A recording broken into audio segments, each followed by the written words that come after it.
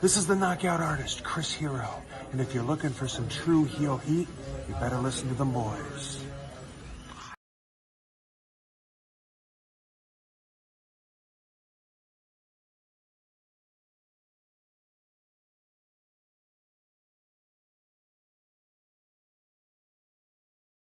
Oye, te habla tío Sabio Vega. This is Sabio Vega and you watching True Heel Hit a mi manera o pa' la calle.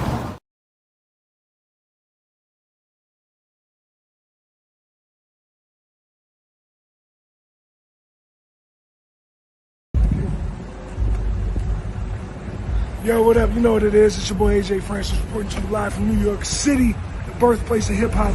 And I'm telling you that I'm only tuned in with True Heel Heat Wrestling. Holla at me.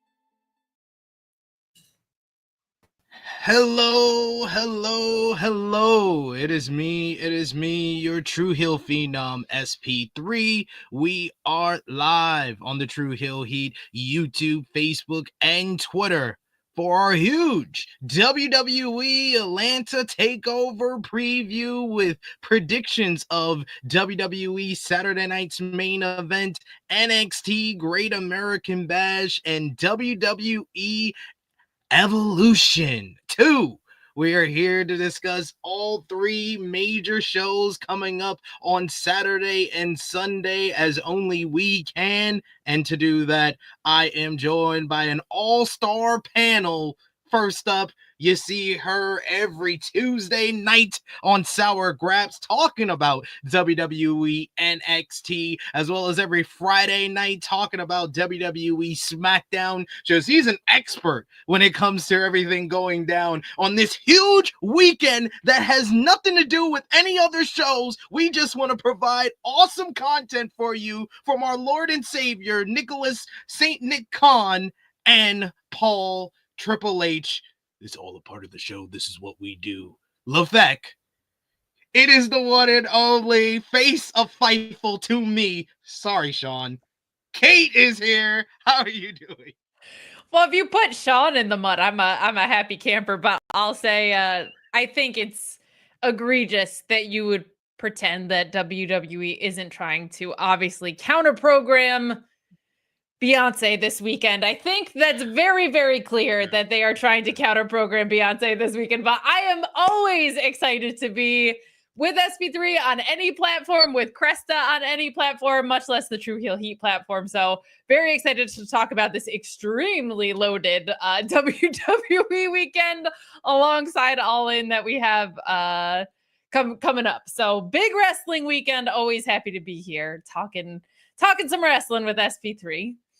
I know, and I'm very happy. It won't be the only time that we are able to talk this week. We'll tell people about a little bit later as well. But someone that I have been talking a lot with when it comes to pro wrestling, she joined us for our WrestleMania 41 preview. I was doing big business with her over on the Fightful main channel for AEW Collision, which got us into the set of Shane Taylor Promotions and the Infantry. Thank you for that, because it's all her. She is the co-host of the Fightful TNA Impact post show. You see her on Twitch, TikTok, and everything in between. It is Cresta Star. How are you doing?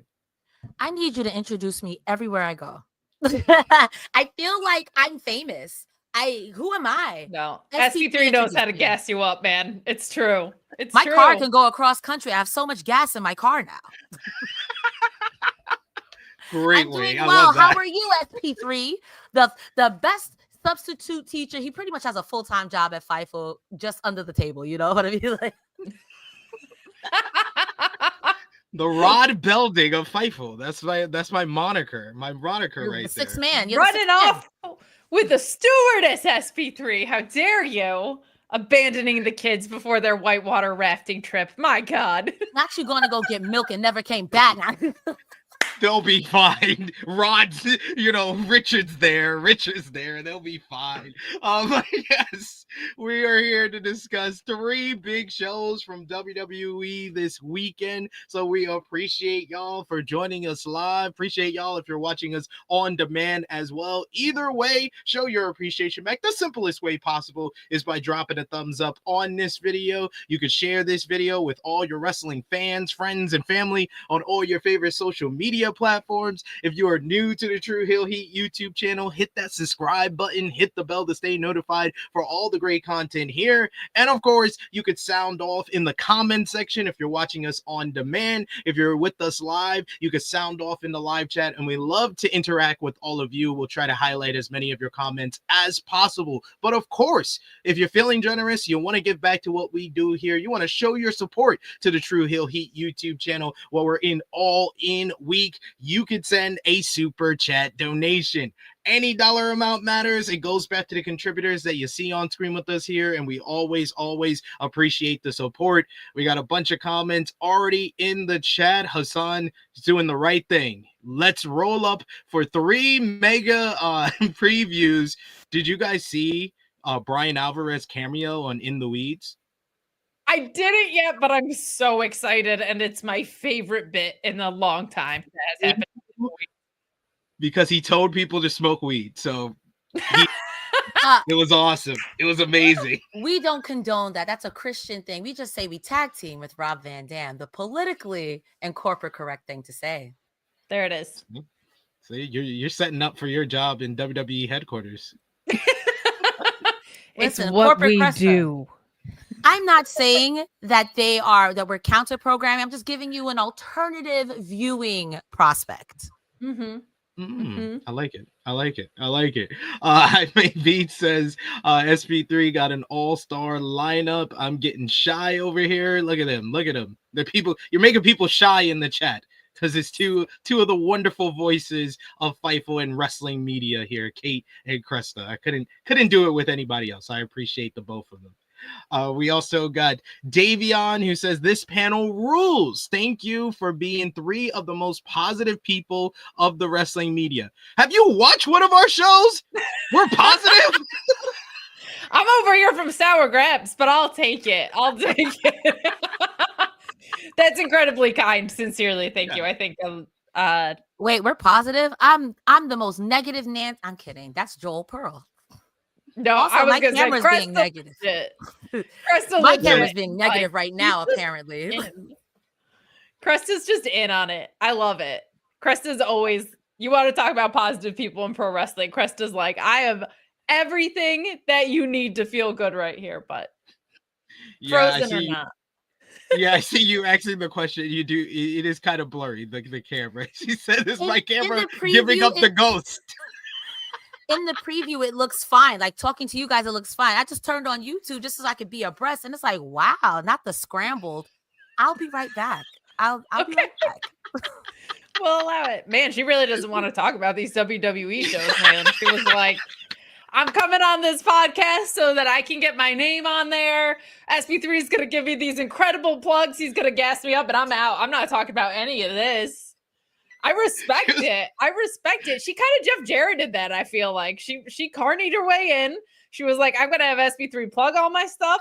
I'm going to have him make me feel good with the way that he does it because he brings the fire with it. And I'm out. I love that for her. Good on her. She's got the right idea. She's got the right idea.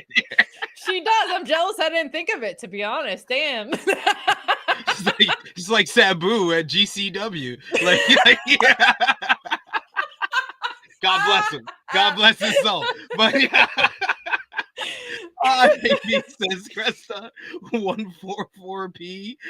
We also got MCATS who says S33 gonna do a show by himself once it gets internet. I was gonna say she kind of stole my bit, man. Like that is my thing. I have creative control over the shitty internet, man. That's my thing. So stole your gimmick. Oh man. I know. This Gimmick is rough. infringement, Cresta. Yeah, we got the Verizon upgrade. Life is mostly good right now with that. StreamYard's a little quirky, but like I'm all right. There we go. There we go. Give me the thumbs up if you're ready to come back in. There you go. She's ready to come back in. No usual background, but it's much clearer. Much clearer. As allegedly beautiful as ever. StreamYard said, hey, if you got that virtual background going, knock it off. I'm sorry, I'm not actually in Sean's basement, y'all. I'm in Shrek's butthole, as it turns out. I thought you were gonna say you're in Nickelodeon. You got slimed in your background, but Shrek's butthole. Summer Sanders aspect in here, man. Let's go. I love it. A swamp. I just saw the camera come up on the SP3 channel. Ooh, yeah, it looks a lot better. All right. We said this was pro weed. It's appropriate that you have some green in the background. I like it. Hallelujah. You know, legally distinct blunt joint motions. Davion says the internet is Triple H, where he hears criticism of the WWE product. We always blame internet problems on that. Yeah. Yeah. Honestly, that's what I get for being a t-shirt company. Honestly, I'm glad you said it. We're just I'm a hater. I'm a fighter. Did you know Stephanie McMahon invented women's wrestling? I did. I did. First of all, of course, I knew that. And we'll get to talk about that on the Evolution post show on Fightful. We're going to talk about just Stephanie McMahon inventing wrestling for 45 minutes, and then we're out. Curious, she doesn't have a match on a card she invented. Curious. There's a battle royal, man. I'm just saying. She could win that. You're right. Well, every great match on Evolution, you have to thank Stephanie. You don't thank the performers. You have to thank Stephanie for giving it this. Patron saint of women's wrestling. We appreciate. I like the idea that she wins the battle royal, though. Like she's going on to face Io Sky at Clash in Paris, and win. And beats Io. Dang. There we go. Once again. But yes, keep the comments going. You guys are awesome in the chat. We're going to talk about these 3 shows, and we'll talk about Kate's home away from home, NXT first, as NXT Great American Bash will start at 3 p.m. Eastern time on Saturday, because that's just a time for them to start a show. It has nothing to do with any other show that's this week, might be in Texas, might be in front of a record crowd in North America and Globe Life Field, nothing like that. It's because they want to give you more product. So, as we usually do with our pay-per-view previews, let us know, 0 to 10, what's your anticipation level for Great American Bash? Is a 4 harsh? 4's my favorite number. Well, if it's Cresta's favorite number, that's good. I feel like this is a particularly weak card for NXT. And I'll say this, even though the NXT product is not largely for me, they usually pull it together for PLEs. Like they usually show out. That is their sweet spot. That's where they shine. When I'm looking at this and I have a TNA contract signing, I'm not pumped up. Opa Femi ain't losing, so the anticipation of that is kind of out of here. I think there's some intrigue in what's going on in the women's picture, but other than that, like, man, you throw that on the fact that this is supposed to be counter programming, it actually delineates my excitement more because it doesn't feel like they even put up a fight. I love Ricky Saints and Ethan Page. A Falls Count Anywhere match when one guy has lackeys is stupid, and it's dumb that Ricky Saints is the one that requested it when he's like, I know you have 3 guys in your corner that I just wiped the floor with in a gauntlet, but let's invite them into the picture, shall we? Why wasn't that a steel cage match? Why, if you're saying let's dog walk Ethan Page in Atlanta, is this not a dog collar match? So I'm unfortunately... And I know Sour Graps is the thing that we do on Tuesdays, that the NXT product is not necessarily creatively my favorite. PLEs are where they normally get me back, and this one isn't doing it for me. I'm gonna say around a 4 because I think the in-ring will still be very good, but the build to it, not great. Cresta, I'm scared to ask you this question because pull back the curtain. Before we went live, you told me that you didn't know any of the matches on the card, but you're 0 to 10. How much are you looking forward to the Great American Bash? Because I'm Positive Pete, I want to give it 100. But because I can't give them 100, I'm going to give them the number that is in there, so a 0. I'm not going to hold you. You had a choice, 0, 10. Both of them were in. 0 is in the number 10. But I am, honest to God. I'll be real with you. The fact in your PLE pay-per-view light, there's a contract signing. Oh, baby, you don't care. And I love TNA. I love TNA, but tell me you don't care without telling me, oh, baby, you don't care. I like Jordan Grace, but baby, you don't care. And I mean, wait, is she even performing? Or is she just going to be on Evolution? Yeah. Yes, she's in a preview tag on this preview live event. Baby, you don't care. And it's okay. I don't care either. It's okay. It's okay. I agree with Kate on the fact that I know everybody on that card is going to deliver in ring. But if that's the bare minimum, I cannot give you. That's like telling a parent, I'm a good parent. I feed you. You're supposed to do that. So I can't give you points for something you're supposed to do. I already don't watch NXT, and I feel bad for saying this, but I if a contract signing is on your pay-per-view, baby, you don't care, and neither do I. So I'm a watch. But anything, so if my expectation is 0, you can only go up. So I'm gonna be honest with you. It's a 0. Yeah. It's a 0. At first I was joking, but I'm not. It's a 0. So what I heard Cresta say is she expects that this PLE is gonna over deliver her expectations. That's what I've chosen to hear from what was said. So there you go. I love that.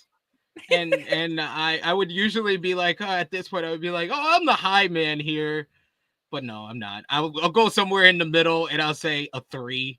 Because this one is like very much, we're just here to counter program. We're not here to try. We don't counter program, pal. We are the program. But let the record show that I had the most positive NXT take on the podcast. I gave it 100. July 9th, 2025. I had the highest rating going into it.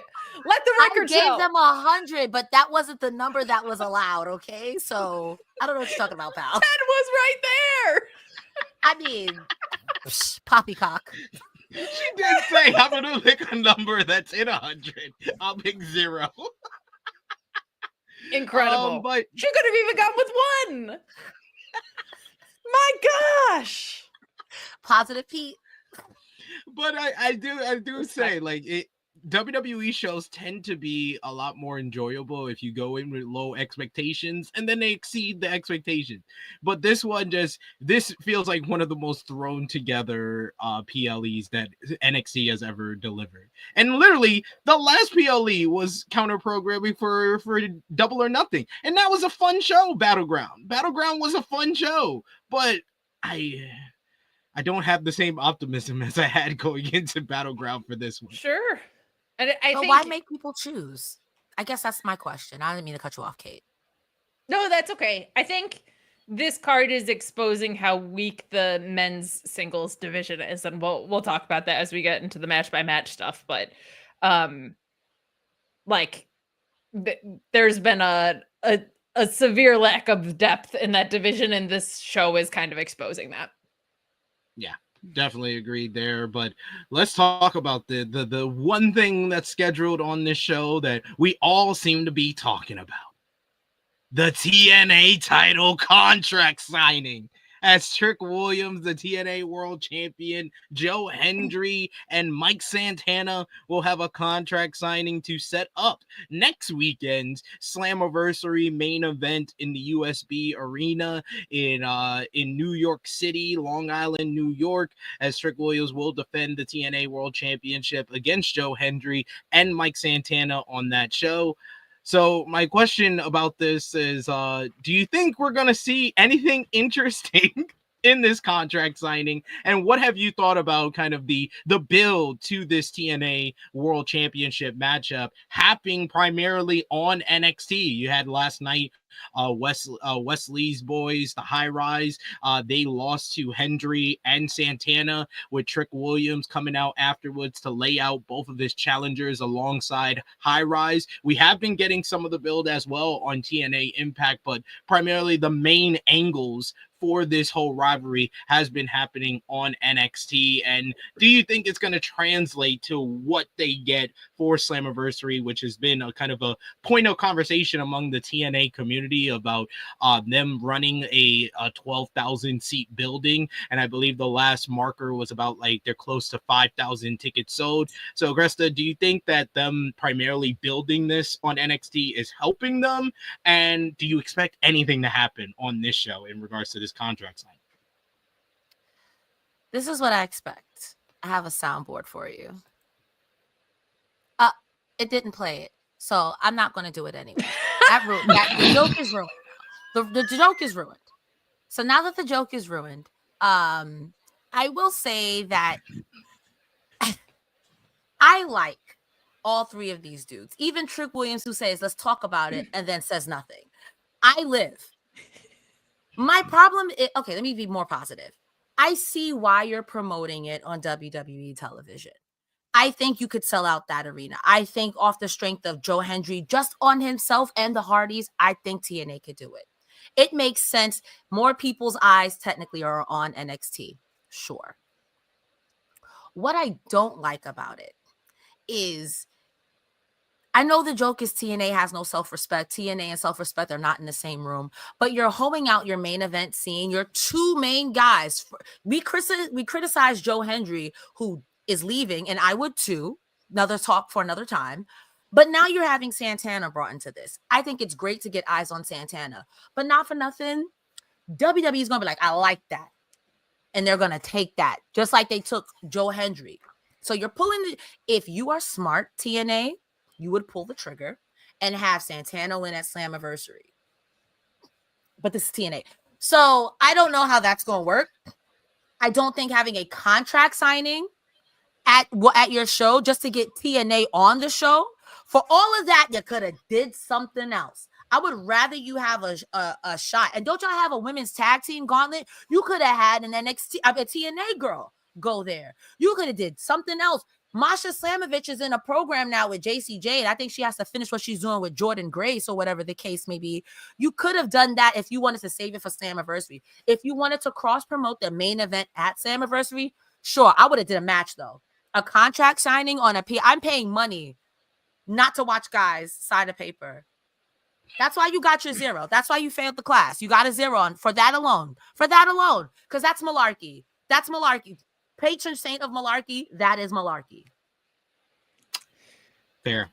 Very fair. Kate, you've been having to watch all of this TNA world title build. What have you thought about it heading into Slammiversary next weekend? And do you think anything's going to happen in this contract signing? I love when people use the word having to watch. Like, it's bad creative when someone's like, you had to watch this. This is the positive takeaway from it. I really do think Mike Santana has shined quite a bit through this build in general on this solo run. His promos feel authentic, which in the NXT environment is not something we always get. It's very gimmick and character heavy for the most part, though. More recently, we've gotten into some more reality-based feeling human beings on the show, but I think Santana has come across as extremely authentic, and I do feel like this should and is his moment to win in his hometown. Now, hometown heat losses, it's what we do. But I think this is Santana's moment. I think it's been designed to be that. Will something interesting happen at the contract signing? Of course not. Nothing interesting is going to happen on this whole show.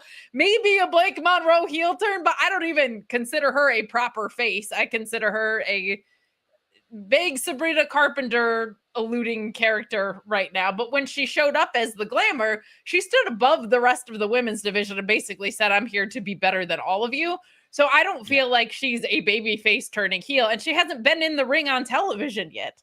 We'll talk about all that in a little bit, but is something interesting going to happen in this contract signing? I don't think so. And I believe, I'm not up to date on the TNA product, so excuse me if I'm out of turn here, but I think Casey Navarro is injured. So the idea of him and AJ showing up, I think would have been the possibility to back up Trick there. And AJ certainly still could come and do some damage here. But I think this is just them trying to make good on the fact that they've hijacked another company's title and they're trying to promote it going into Slammiversary. And I'll say this, Joe Hendry, if that's even your name.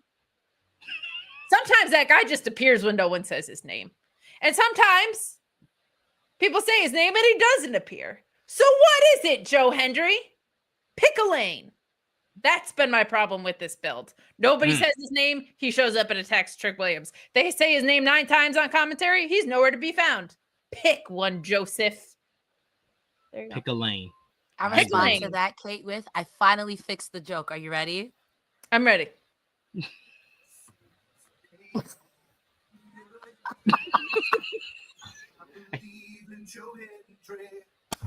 It's very, very quiet. Okay, Hey, you know what? She's trying to avoid us getting copyright. She's trying to avoid us getting copyright. That too.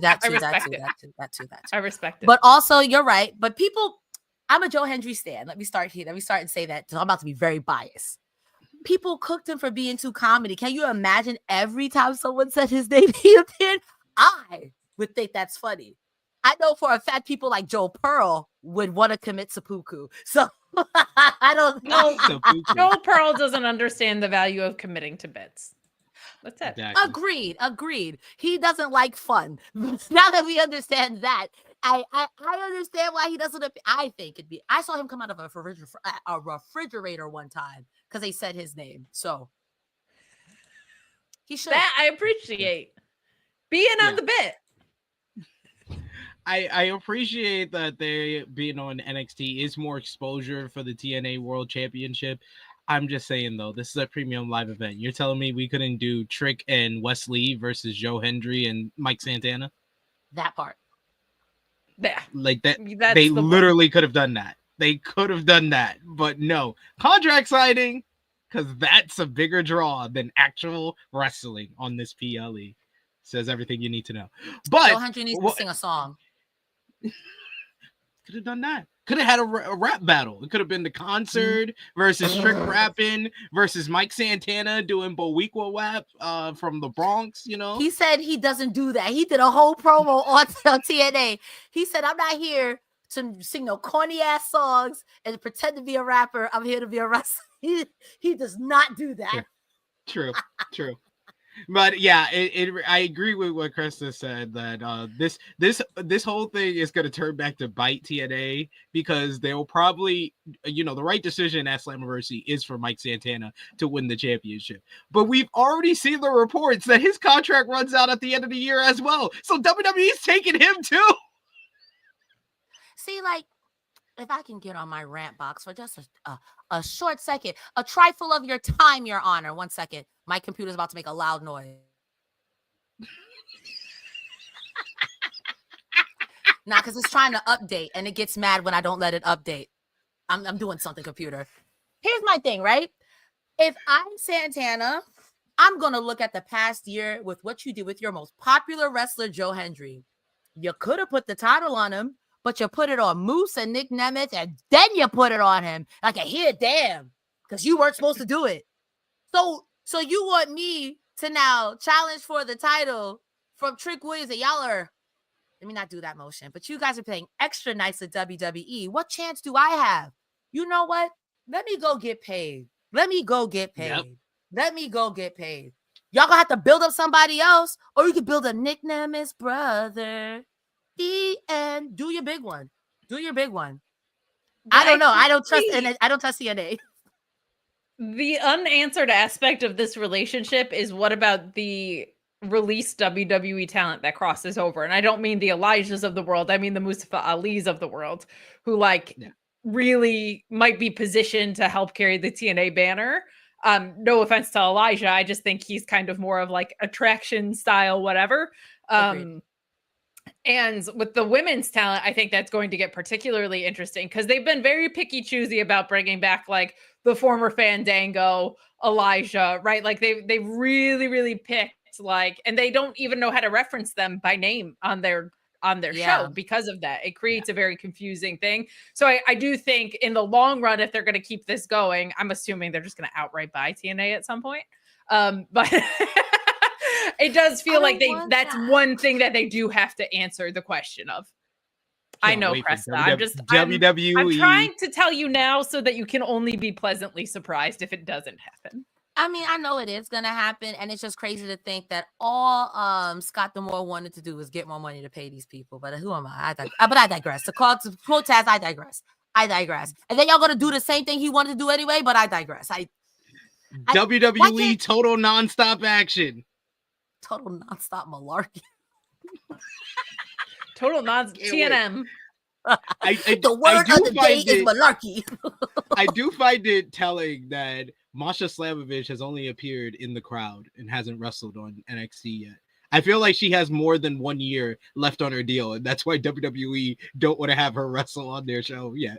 Because they're like, we can't even test the waters. We're only going to use people whose contract is expiring in 6 months. I could very much see, because Masha Slamovich has such a fantastic niche in ultraviolence. Like, I could see her going to AEW, and I think that's something that they're probably hesitant on. But they should have her in the Battle Royal on Evolution. It's extremely silly that we haven't seen that.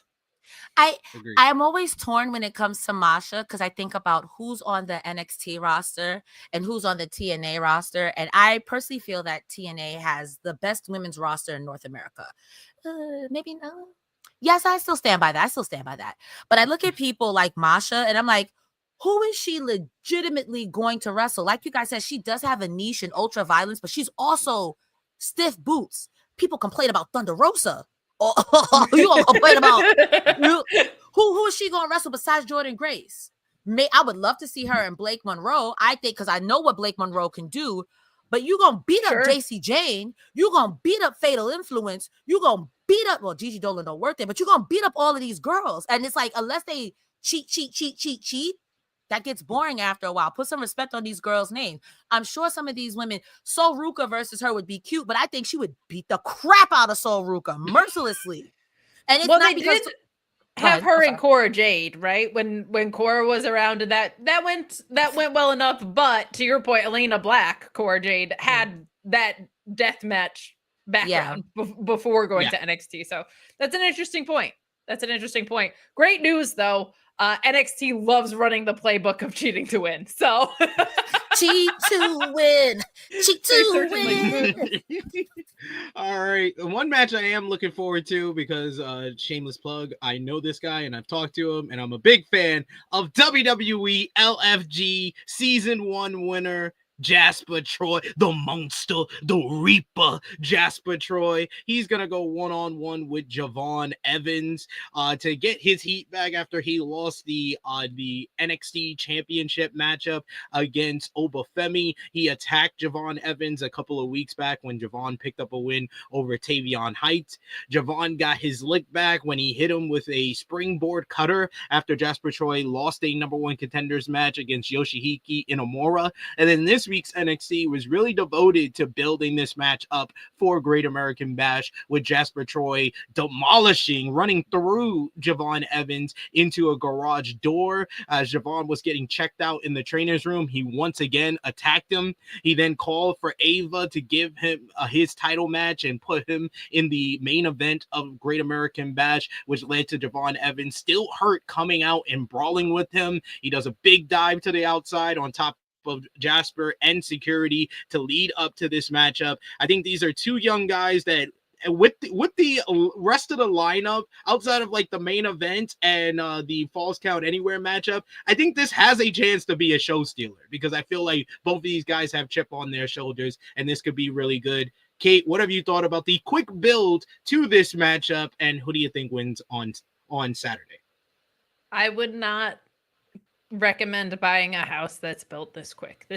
Calling this a build is generous, but I'll say I agree with you in that this has the potential to be a show stealer. I think one thing Javon Evans really excels at is being an underdog babyface without looking like weak, or I used the word last night and it's a strong word, but hear me out in a good way. Like, he doesn't look pathetic as an underdog babyface because of his style and his presence in the ring, as well as the way he moves in the ring, obviously, right? So I think this has the chance to be a fantastic match. I'm going to say that Javon Evans wins it.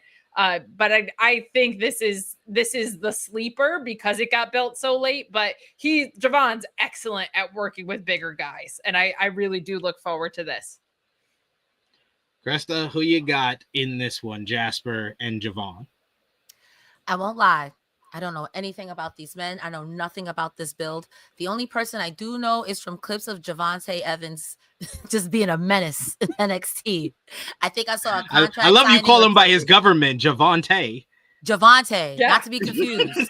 Okay, Javonte Evans, not to be confused with Javon, whatever his name is, not to be confused. Okay, Javonte Evans, that's his full name.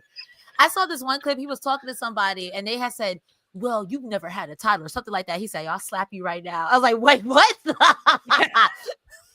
So I'm going with Javon Evans, Javonte Senior Evans, because he's volatile. He's volatile. I don't know any.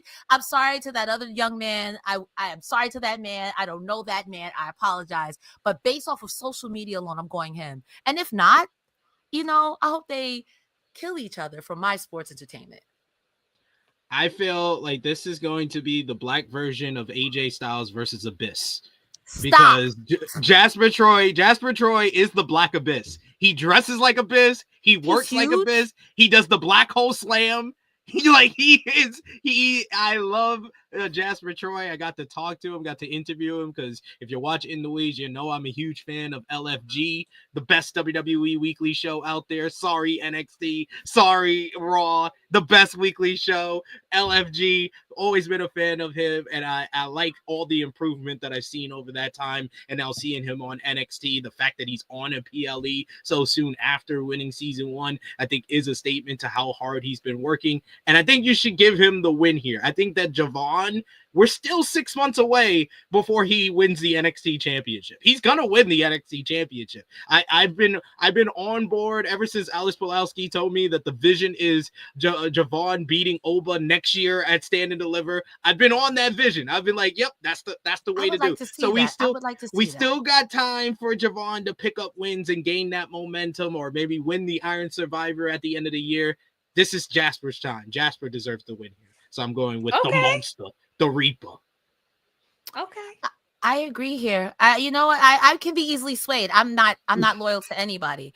I just wanted to talk about what Deion Jenkins said, because I'm somebody who's been very critical of how quote unquote YNs are portrayed on TV, not by YNs. So I think that it's okay to show Black people in every iteration. And I like that we have someone who is very YN coded without doing racism. If you're not doing a racism, because it's very, if you grew up in the hood, you know Javon Evans. You know what Javon Evans. He's trying to get his life right. Every time I hear him on the mic, I'm like, this sounds like my nephew and his friends. Like my nephew's like 22, 23. It's like I'm hearing Javon. Yeah. I live for it. I think it's okay to have your D1s like Bianca Belair, and it's okay to have your YNs. It's a spectrum. All about the spectrum. But then we got over in the women's division for the NXT Women's North American Championship is going to be Sol Ruca defending against Izzy Dame. Izzy Dame earned this opportunity in a tag team matchup 2 weeks ago alongside Tatum Paxley, picking up the win over Sol Ruca and Zarya. And somehow by losing this matchup, they'll be in a matchup at Evolution, but more on that in a bit. Izzy Dame pinned the NXT Women's North American Champion, and she's been playing type of mind games with her, basically luring Tatum Paxley over to the side of the culling in the face of Sol, trying to bring her into the fold in her friendship with Zarya. So Tatum Paxley's been a very important factor in this matchup, so I suspect she's going to be in the corner of Izzy Dame when we get to this matchup here. Two young wrestlers in the NXT Women's Division, which is still trying to rebuild themselves. I do have to laugh though every time they say that NXT has the best women's division, Kate, because I was like, you mean 3 months ago, right? Yeah. You mean when you had all the heavy hitters? Yeah. You mean when you called up all the best people, like you did. They once had the best women's division. We're rebuilding again, and I think these two are going to be a part of that rebuild. So, What have you thought about the build to this one? Who wins on Saturday, Kate?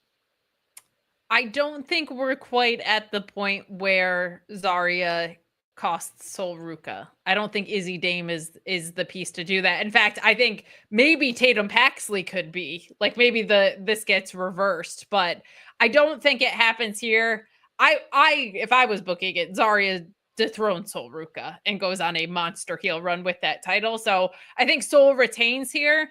I do like that they are doing something with Izzy Dame. I don't like that the Culling are a group of big fat losers. You can't be intimidating and scary and also a bunch of losers. That's not how that works. But true. They lost tag title match yesterday. Shawn Spears had the North American title for 4 minutes and then lost it to Ricky Saints. I'm not joining your cult if you're not successful and you're a bunch of losers. It's a little weird, but love the work Tatum Paxley is doing. I think Sol Ruca retains here though. Yeah, yeah. If you watch it in the ways, y'all know I hate the Culling. I think the Culling is the worst WWE faction of today. You do. They're boring. They're utterly boring. The fact that Shawn Spears is your leader says it all. It says it all. It says it all. I love Shawn Spears, and I actually really like Izzy should be the leader. Shawn Spears. Izzy should be the leader. I'm not gonna take a guy who holds his hands like this. Seriously. It's NXT, man. It's NXT. It's a lot of. That's how you're diabolical in NXT. You do this or you do this. It's one of those two hand gestures and nothing else. But I do know your feelings on the Culling, and I understand. I don't like the Culling, so that's why I'm gonna go with Sol Ruca here. Sol Ruca with the Soul Snatcher picks up the win. Cresta, who you got, Sol or Izzy? I only know Sol Ruca, so you already know where the biased journalism is coming in. I'm going to say Sol Ruca too. Everything you guys just said, you know who the Culling sounds like?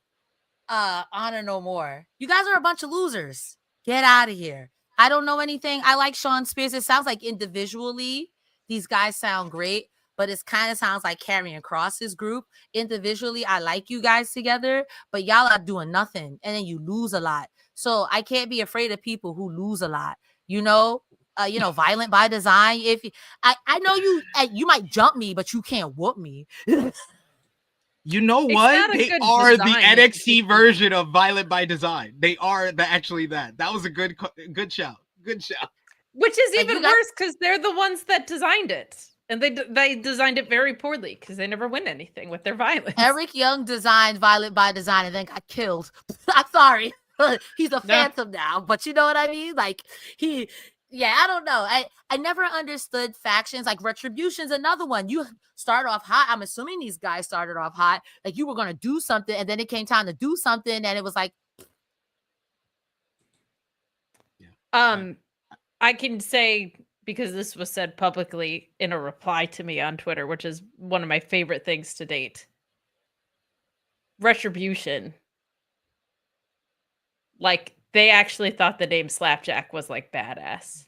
Like, there was an interpretation that this was a parody or satirical in some way with the names that they were given, but Slapjack himself hopped into my replies and was like, no. They for real thought this was totally badass. So that was dead in the water before it ever started. Though a great group of guys that do excellent work. Yeah. They're doing great work. Call them slap nuts. You might as well. That's a tag team for you. There you go. That would have been better. Nope, would have been much better.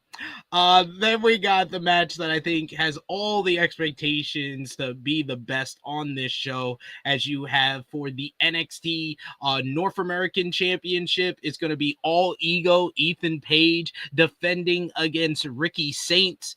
These two men have been at each other's throats, pun intended, over the last couple of months. It was at Stand and Deliver that Ricky Saints picked up the win over Ethan Page to retain the NXT North American Championship. Then, due to a backstage attack by Ethan Page, it led to a rematch on the May 28th edition of WWE NXT, where Ethan Page picked up the win to become the new champion after delivering the twisted grin on top of the rungs of a chair and broke the larynx of Ricky Saints. Ricky Saints returned and was looking for revenge. He would brawl with Ethan Page, but then Ethan Page got some backup in the form of the best stable in WWE, Evolve, the Vanity Project. And it led to him having to run the Vanity Project gauntlet last night on NXT, where Ricky Saints pulled off 3 straight wins to win the gauntlet and to earn the right to pick the stipulation for this rematch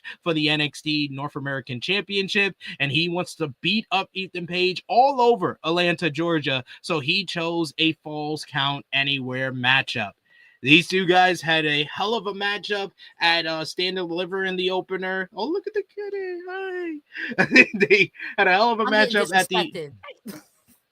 in the opener to Stand and Deliver. They had an even better matchup on the May 28th NXT. Kate, what do you think this match is going to give us, and who wins?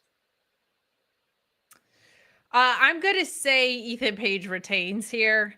I actually really like the Vanity Project, and I like Ethan Page leading a faction. I think that's a great use of a veteran, reliable talent for sure. I think you made a very dumb babyface in Ricky Saints for requesting this stipulation after he just faced all this guy's lackeys. So my expectations for the match are a little bit lower because I just think it's going to be so interference heavy, but these are two of my very favorite performers. I choose Ethan Page because I'm just not sure what the future looks like for Ricky Saints if he's getting called up after SummerSlam, what that looks like. I could see them throwing it back to Ricky. I actually like hot potato title reigns more than most people. So I wouldn't be mad about it, but I just think that keeping it on Ethan and building up this group is probably the way to go. Hope the match is fun and not too interference heavy, but after last night, my expectations actually went down instead of up, unfortunately.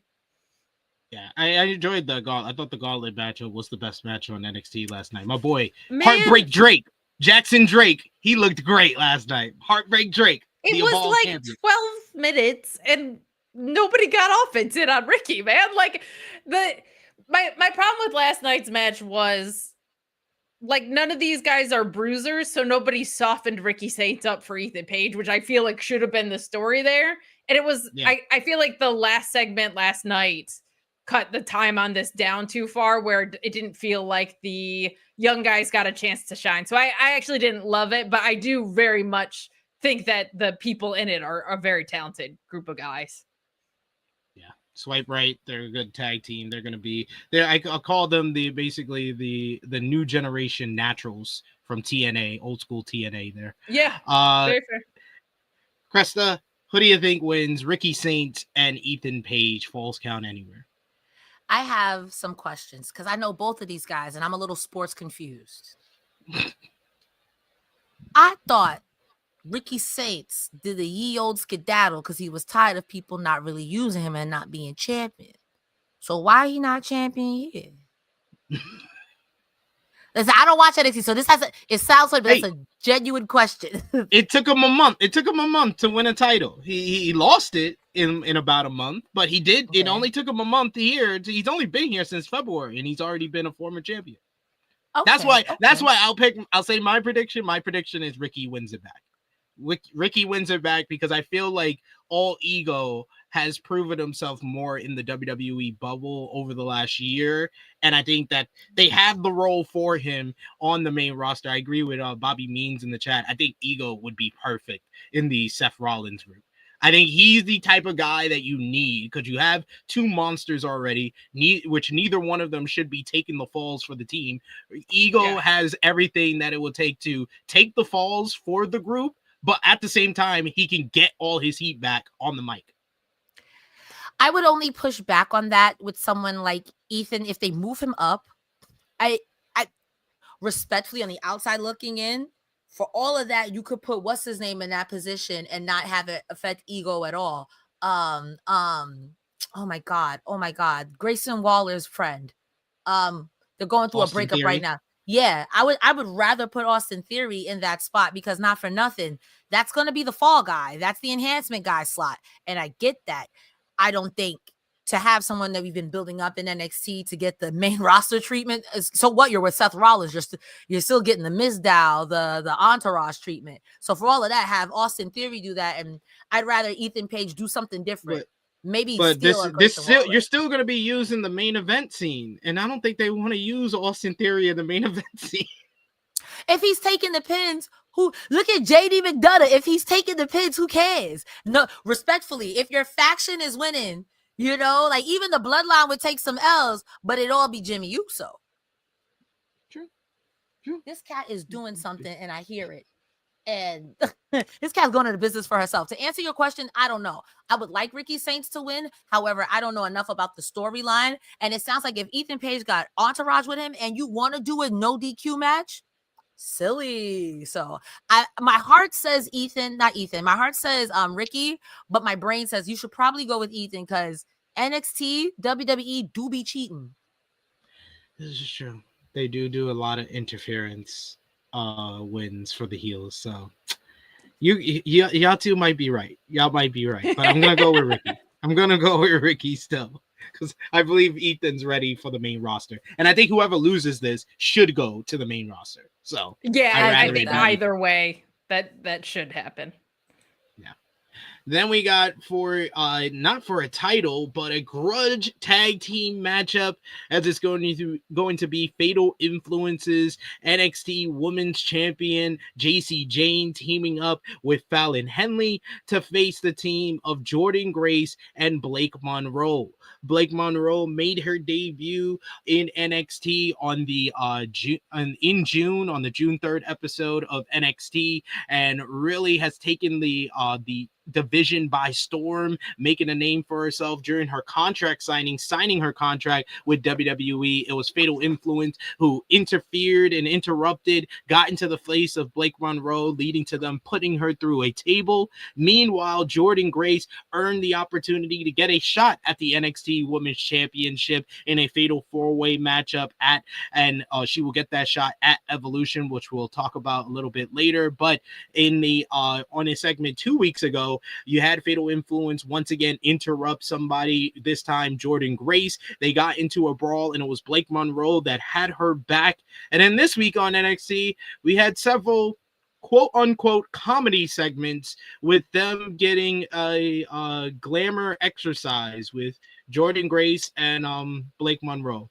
I thought these were really bad. I thought they were really bad. They weren't funny. Yeah, God, that's grant me the serenity. That's all I can say about that shit. And then me being a good friend, I watched In the Weeds today, and our good friend Joel Pearl, who's raving about these segments, saying that they were good, and I'm just like, they're trash. You're lucky I'm not on today's show. Jeremy's way too nice.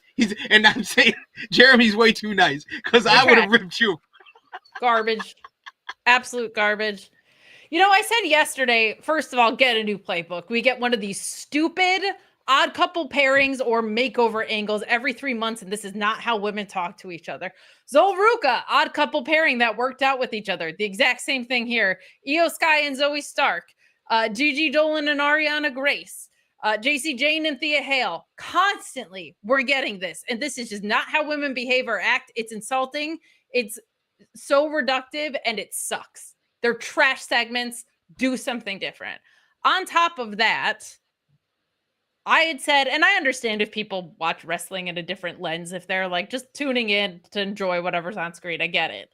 But when Jordan Grace comes out and last week and says, like, a lot of you know my journey, essentially saying with body dysmorphia, and you turn around the next week and imply that a woman cannot both be muscular and feminine, that's a load of crap. I'm sorry. I've seen Jordan Grace not at wrestling events. That woman is stunning, and she is glamorous as hell already. She was at the gym with a full face of makeup on and her hair done. I don't know why she was going to her glamour spa day bullshit with Mariah May or Blake Monroe. I thought this whole thing fucking sucked. I love that part of the humor was she did not look much different. She said that. I don't look much different. No, you don't. Because you were at the gym with a full face of makeup and your hair did. Awful. You can be muscular or you can be a girly girl. Is the most nauseating, outdated dog shit in the world. And they were not funny segments. All that to say, I think Blake Monroe turns heel, even though I don't believe she was a face. And that's where we go with that. So JC Jane retaining is my prediction. I'm gonna go with Blake Monroe and Jordan Grace to pick up the win here, and it kind of tips off what I think is gonna happen at Evolution. But sorry, yes, I think the pay-per-view ahead. Yes, this is the setup for that. Yeah, I think Jordan Grace and Blake Monroe win this one. Cresta, what do you think? Who do you think wins? Because Kate let that segment have it. She said it with her chest. She said it with her chest. I was fired up anyway, but then when you were like, Joel Pearl thought it was good, I was like, we need to have a conversation about this. See, like WWE playing into harmful stereotypes? No way. No way. I do think that it is a little bit, again, the word of the day is malarkey. Malarkey that you would do a segment like that with Jordan Grace. Period. I think it's really stupid that we're still having this conversation about masculine women or muscular. Shut up, coward. All right. Women don't go to the gym with a full face of makeup. Also, this odd couple pairing, stop trying to recreate the bar. It's not gonna happen. You didn't even think the bar was gonna happen. Let them have the best of 7 and then become a tag team. I would be all for that. But they're trying to force it. They're trying to force it. And this is not indicative of just Blake and Grace. This is indicative of a lot of Franken teams. You're like, well, you guys are force it. Alexa Bliss and Charlotte Flair. I'm not buying it. Call it a J-Lo concert ticket because I'm not buying it. I'm not buying it. Like, bro, like that doesn't make any sense. I'm sorry. That was good. Incredible. Like, at the end of the day, it's kind of frustrating. If this is the best thing you have for Jordan Grace, who is strong as Mariah May, Blake Monroe, who is crazy as your lead dominant woman, bro, just give the title to the TNA girlie. Give it to Masha already. Let's be done with it. That's where I'm at. At this point, I think Grace and Mariah retain here. I think Blake makes Grace lose at Evolution. JC retains and gets beat up by Masha. And I can't wait because TNA needs these dubs. TNA needs these dubs, man. But yeah, I don't know. Doing outdated storyline like, well, you were ugly before. You just need some sprucing. I look the same. No, you don't. Bro. My muscle muffin. Girl. The fans chanted that. If you're going to do that, if you're at least going to play with that idea, Look at Zelina Vega's TikTok with her and Rhea Ripley going to the gym. Because that's funny. That's comedy. You could have did that. You could have did that. But what'd you do instead? I'm just a muscly girl and I don't know how to dress. And this is me not seeing it. So if I'm dragging it, please feel free to call me out. But if I'm not, shots fired. But yeah, we'll see what happens with the tag team matchup, and then we'll predict the NXT Women's Championship matchup when we get to Evolution, because we're done with Great American Bash with this final big matchup for the NXT Championship. Femi will defend against Yoshiki Inamura. Inamura has been back in NXT since Battleground, and him and Josh Briggs said to Briggs that he came back for more, not just the NXT Tag Team Championships, but he wanted more for himself and for Briggs. It led to him and Briggs teaming up with, I believe it was Joe Hendry, to pick up a win in 6-man tag team action against Trick Williams and High Rise. And there he pinned a Trick Williams, which led to Briggs getting an opportunity at the TNA World Championship, but he wanted a shot at the NXT Championship, so he stepped up to Femi for an opportunity, and then defeated the monster, the Reaper, Jasper Troy, to become the #1 contender. This has been a quick build, as you had a lot of the build take place on last night's show, where they had a video package with the Great Muta, Kaito Kiyomiya, and other stars from Pro Wrestling Noah, Japanese stars from the main roster like Io Sky, rooting on Inamura to pick up the victory. You had Josh Briggs get into the face of Femi on last night's show, led to a brawl between the two, with Inamura also getting involved there. But this should be a big, meaty fest between these two men. This should be a hoss fight indeed. But like Kate said at the beginning, Femi's retaining, so not much to say. But Kate, what have you thought about the build to this matchup? Sure. I said earlier that I think this exposes kind of... There we go. You have to catch up. Your internet caught up. Right. Caught you out. We are so back. I caught a little bit of the Cresta there for a second, but I think the fact that they have to dip into the tag team division to find credible challengers for Oba tells you where the state of the men's division in NXT is at. I will also say that, like, this seems to be teasing some dissension with him and Briggs. And when I speak about finding a new playbook, the will they, won't they with Fraxium, the will they, won't they with Grayson Waller and Austin Theory that's been happening for 2 years at this point. Like, calling your department creative when you're just recycling storylines isn't what the word creative means. It's all not Triple H. It's all Shawn Michaels' old storylines, and he's like, "You don't want these nachos? Like, they're fine nachos, but like, these are the same nachos from '97." They're the same stadium nachos that I was having back, like in stadiums that don't exist anymore. Something different, sir.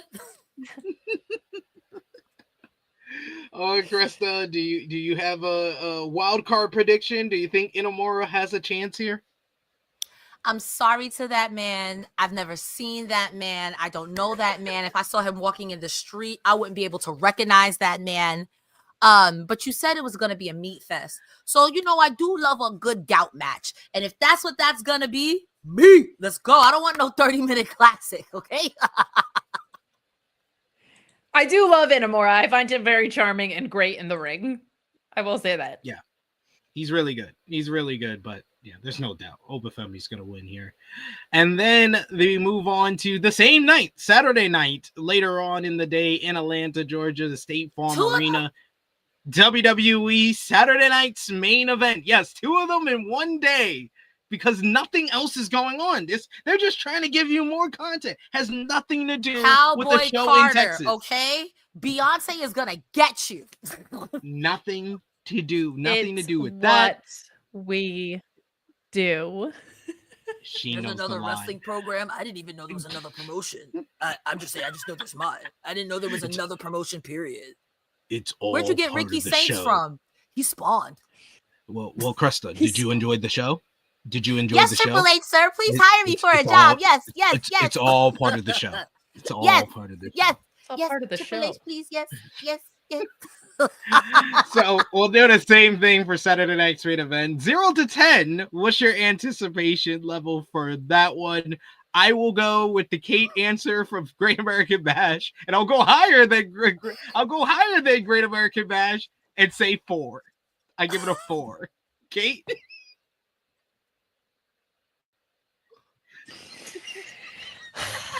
The woman was too. Well, I can't give it a 100 because that's not on the scale.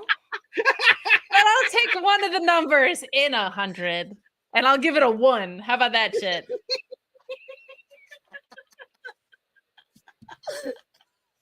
Positive Pete over here. Thank you. Thank you so much. Thank you. You went higher than Cresta on Great American Bash. Bravo. Are you not sports entertained? I'm very sports entertained right now. I don't know about you. Very well said. Well said. What could I possibly give a shit about on this card? What is more interesting than Goldberg versus Gunther is boring? Somebody please tell me. Please tell me. There's only 4 matches on this card. Wait a minute. There's only 3. How are you giving it above a 3 when they won't even give you more than 3 matches? I'm giving it a 3 for 1 match, 2 match, 3, and then it's someone that I don't like retiring, so that's the 4. Cresta, out of 10, 0 to 10, who are you at for Saturday night's main event? All right, I'm gonna take a different approach now. I'm gonna start at 10. We're gonna start at 10, and we're gonna go down the list. All right, you're automatically losing 5 points for Goldberg versus Gunther. Right? I gotta tell you, you're automatically losing 5 off rip for that. So let's start there. The only way it'll go above 5 is if Gunther slaps Goldberg's nipples off. That's it. Because the only person I want to retire Goldberg is William Regal. Okay, Bret Hart. Bret Hart.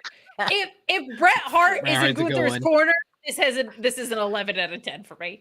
Okay, that too. But I would say you want Bret Hart in the same room as Bret Hart could be having a good day. It's like, yo, the sun is up, the sun is shining.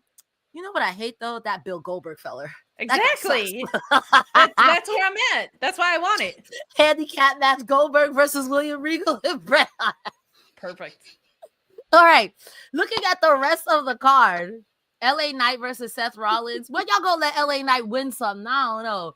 Drew McIntyre versus Randy Orton. Fucking cares. So remember when I said you started out with 10? This could have been a Monday Night Raw card. So listen, I was memeing before, but now I'm kind of dead ass. I gotta give you a 0. I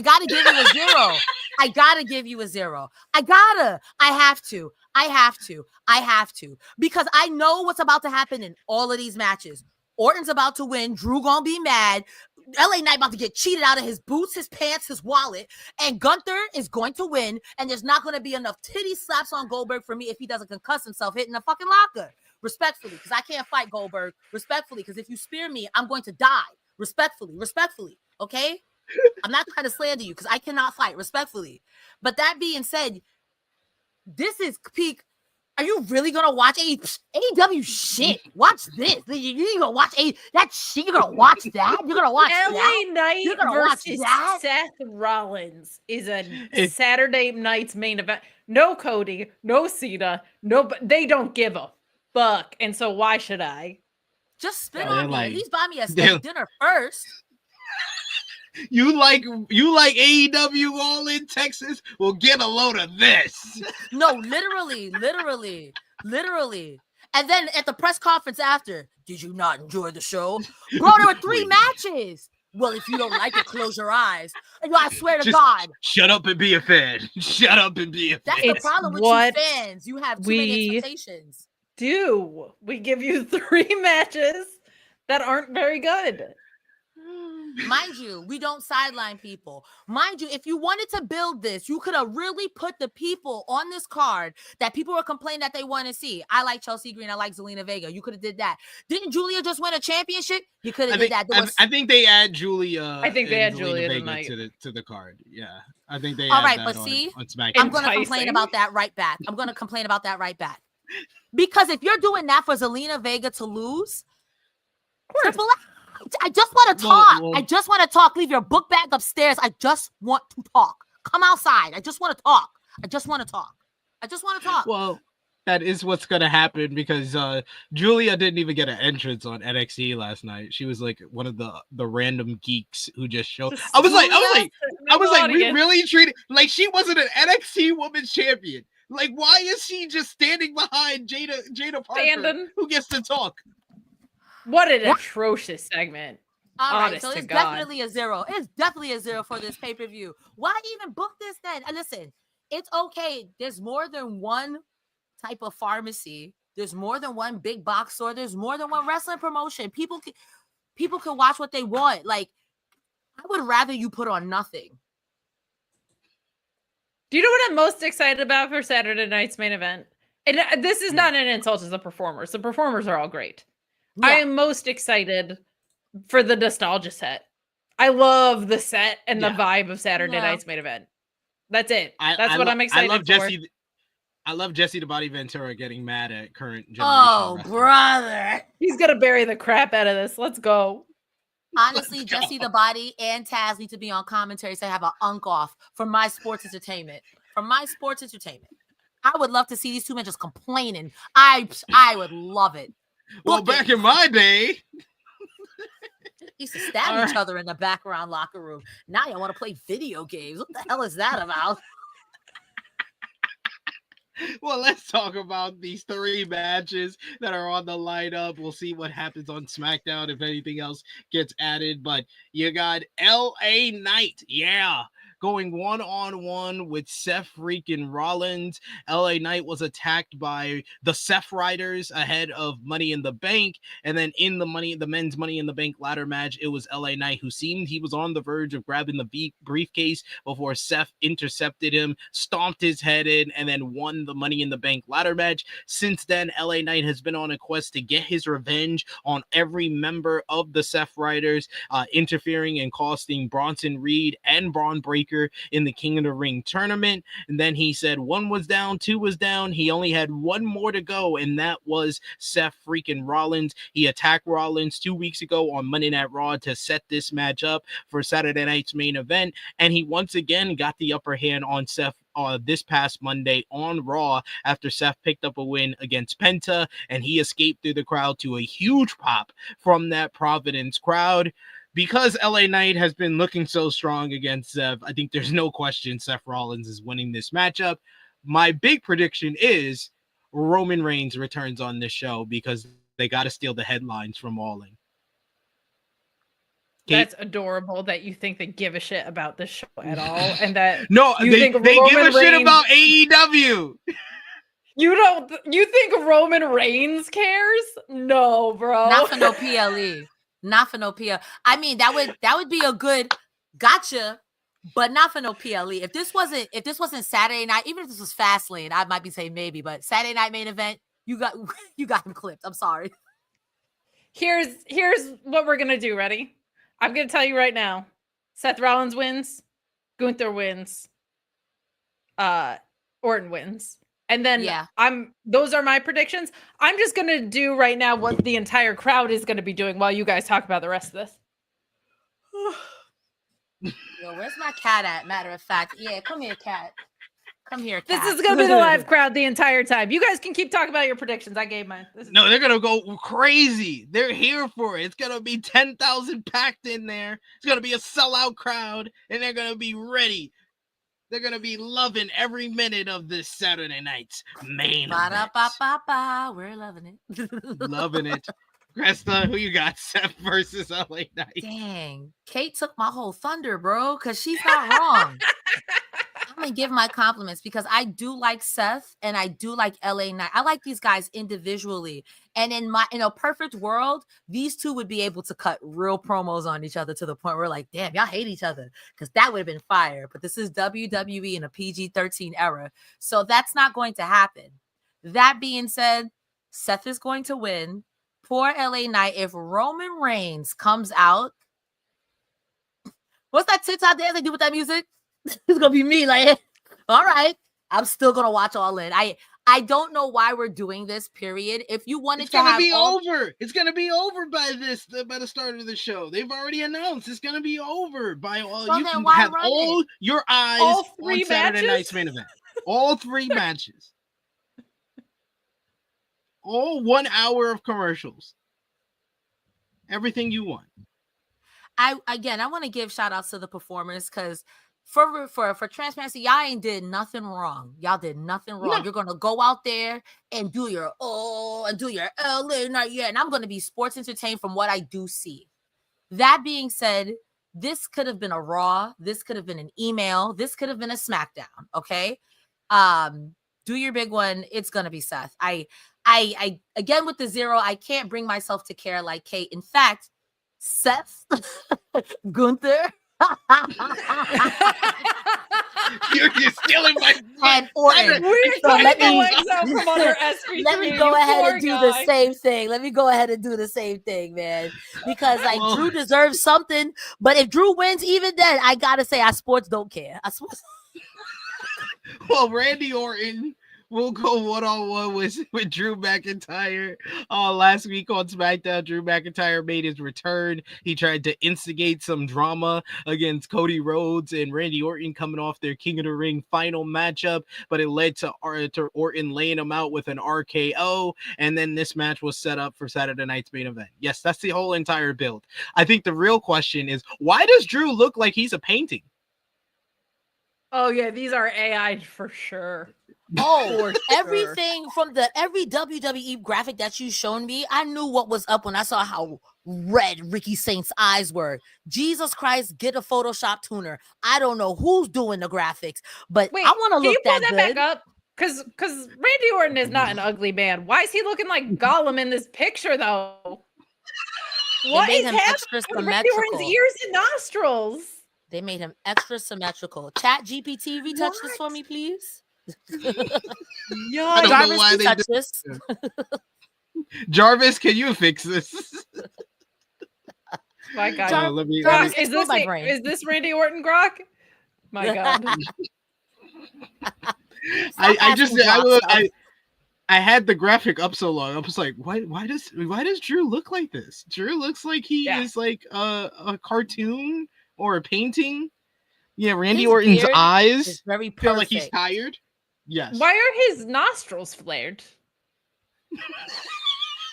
I gotta tell you, I'm Why looking was at this picture taken at an angle where I'm looking up Randy Orton? If he had boogers, we'd see him. That's weird. not as This is weird. dissecting the AI, because I And gotta yeah, tell you, and there Drew is not McIntyre a, just giving Mona Lisa this whole time. Like, what is not a that? dip in his beard, no nothing. Like he could have been the poster child for Just for Men gel with how perfect his hair and beard look. Not saying wrong. it don't. Not saying it don't, but like that's, you know how when girls Photoshop to do this, they Photoshop to do this. It was straight. That was a line, baby. Yeah. They do it with Roman, but they gave him the Roman treatment there. Well, y'all two have already said you're going with Orton, right? Yes. I am going to be the odd man out. I'll go with Drew McIntyre. I think Drew gets the win. Probably that will be thrown out the window when Drew gets the upper hand on Orton on Friday night. But I'm going to go with Drew because I think that Randy needs to lose more to lead to his heel turn. I will say Drew is just coming off an injury, and Orton does feel like he's leaning heel. So I wouldn't be shocked if this one went the other way. I feel like they're riding this Randy Orton wave a little bit longer. Nobody cares about the show, so they're just gonna have Orton win. Orton's a face. That's why I'm making that face. Like I didn't know Orton was a good guy. He just agreed not to beat up Cody. I'm sorry. Orton's a good guy since when? Yeah, he's the baby face here. They love him. They love the legend. Then we finally have the other match they've already predicted is Gunther defending the World Heavyweight Championship against WWE Hall of Famer Bill Goldberg. It was back at Bad Blood last October in Atlanta, Georgia, that Gunther disrespected Goldberg and his family in front of his hometown crowd. Goldberg came out the crowd and was stopped by security and officials from getting into the ring and going after Gunther. But we knew from that moment on that we were going to get a big-time matchup between Gunther and Goldberg. Goldberg would reveal in various interviews that he had signed to go back to WWE for one final match, his retirement match that he's been complaining about for the past 3 years. And now he gets it for the World Heavyweight Championship. He came out and confronted Gunther after he defeated Jey Uso to become a 2-time World Heavyweight Champion and said that he wanted to settle the issue that started in Atlanta back in Atlanta at Saturday night's main event, and the match was made official. Gunther has said that he is going to kill the legacy and the image of Bill Goldberg that all of us have in our head, and he's gonna gas him out. He's not gonna finish him quick. He's gonna make sure that he gasses him out in this matchup and makes him look like a fool and beats him. Goldberg had a big arrival on Raw this week and a huge pop from that Providence crowd as he came up in a red vintage car and then confronted Goldberg and laid him out with one punch, but he was not able to hit the spear. He will hit a spear on Saturday, but he will also lose. Hopefully. WWE has the opportunity to do the funniest thing ever and have Bret the Hitman's Hart music play while Gunther comes out and be joking that it's Gunther's music, and then actually have Bret the Hitman Hart on commentary. You have the opportunity to do the funniest shit ever.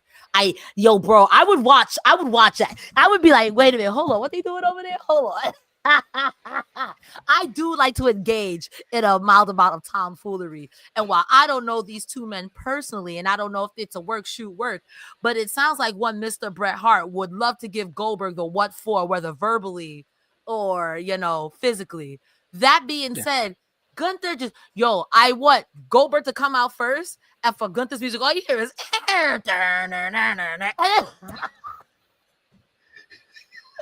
Gunther better come out in some pink shorts. I swear to God, you have the opportunity to do the sunglasses.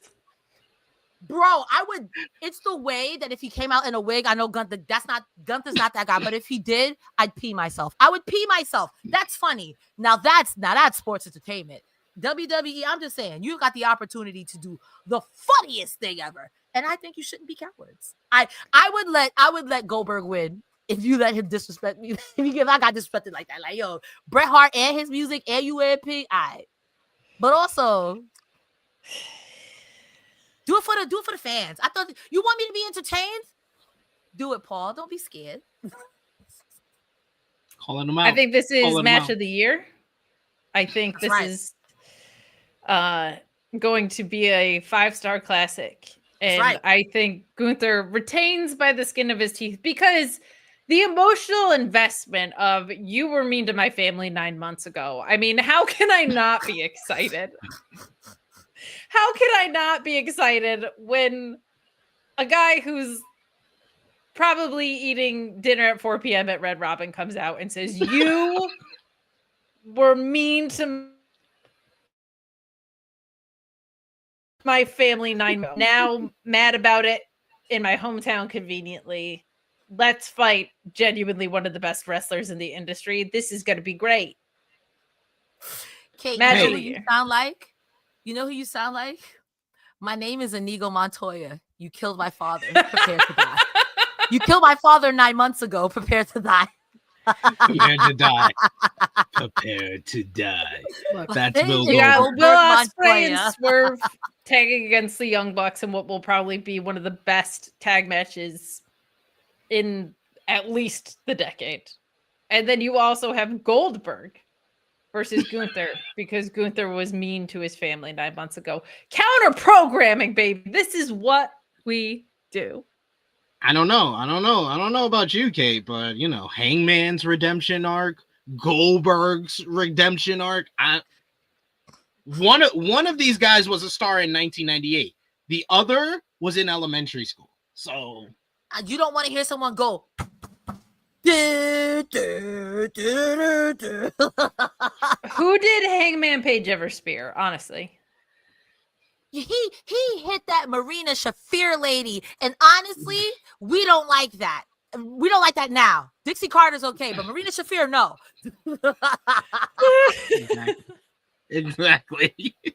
We do have a super chat donation here from a boy, Meet Normus. Thank you so much, Meet Normus, for the support. He says, "Sup, partners? Meat loves y'all, even the vegan. Let's crank. I earlier confirmed with SRS that I have creative control of these chicken wings. Toodles." let's go. Honestly, I have to Let's quote go. Savage, And in his contract Randy Savage that he here. has creative control. Randy Savage said nothing means it. nothing, and that's what I've learned about wrestling fans. Nothing means nothing anymore, brother. Words don't mean anything. Creative control, input, they're all the same things, brother. Nothing means nothing. You have too many canoopers. Canoopers, yeah. Thank you, Meet Normus, for the super chat donation here, and that's the perfect segue for us to talk about the final show from WWE's Atlanta Takeover, and probably the show. No, it is the show that probably get the highest of the 0 to 10 ratings, as we're going to ask once again your anticipation level for WWE Evolution. And yes, we do have to include the build to this because you have to, not because they put any effort into it.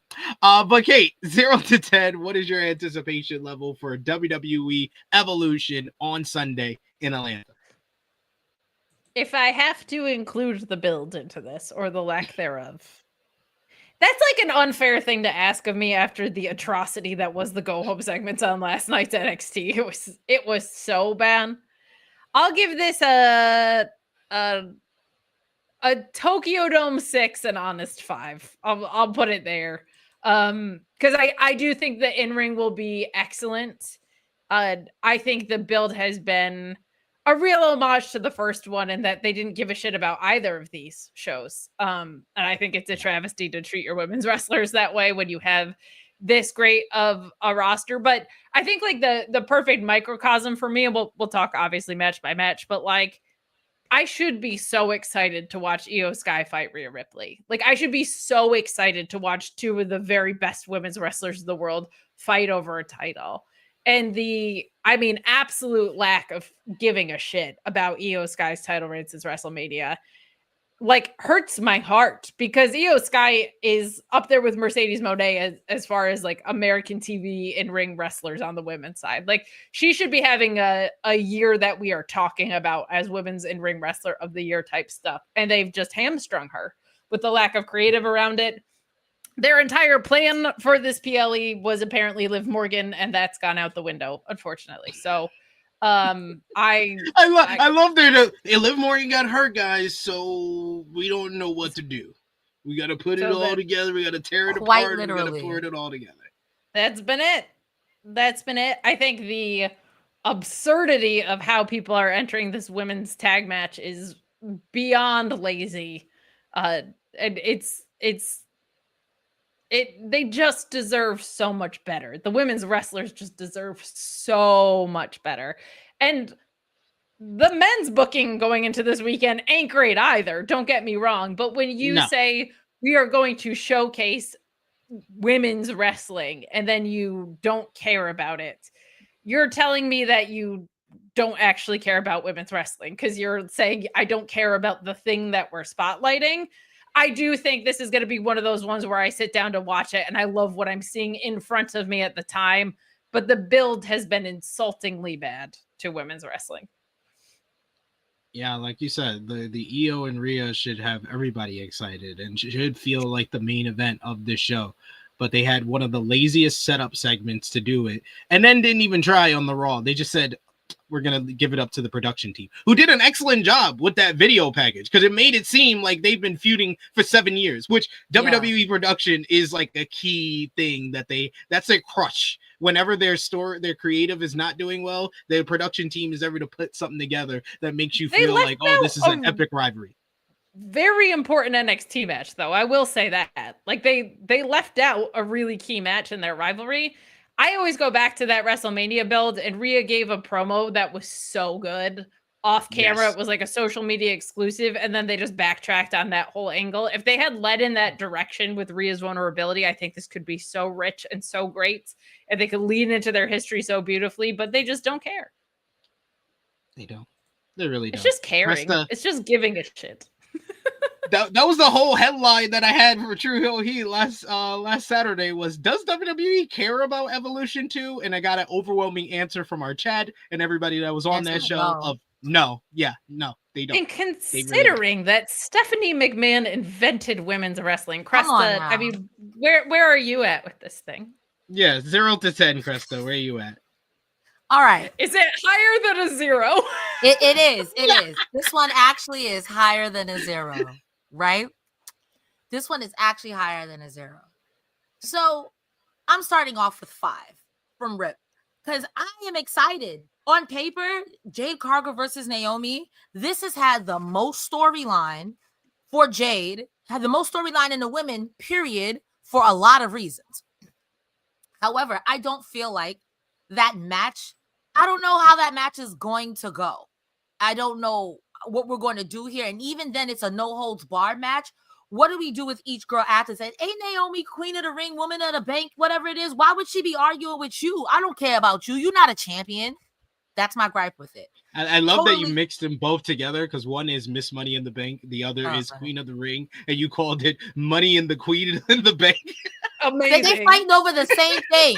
They're fighting over the same thing. Y'all both have an opportunity. Y'all just dead hate each other. I don't care. Like, I'm not saying that I don't care, but like, I get y'all fighting each other, but don't y'all got bigger fish to fry? Like, come on. Whatever. That I can get jiggy with. 100% agree with Kate. On paper, I should be excited, pissing shit and crying down the walls for Io Sky versus Rhea Ripley. But it's kind of like, oh yeah, Io's our champion, and y'all like Rhea Ripley, right? That's how it feels. And it's like, bruh, this match going to be good? I think this match will be fine. Daisy Jane, Jordan Grace. Yeah. But that's because I don't watch NXT. This tag match pissed me off. Because now I'm going through it, each one now that I'm looking at it. You mean to tell me you got a partnership with TNA and you can't find not one of those TNA tag teams?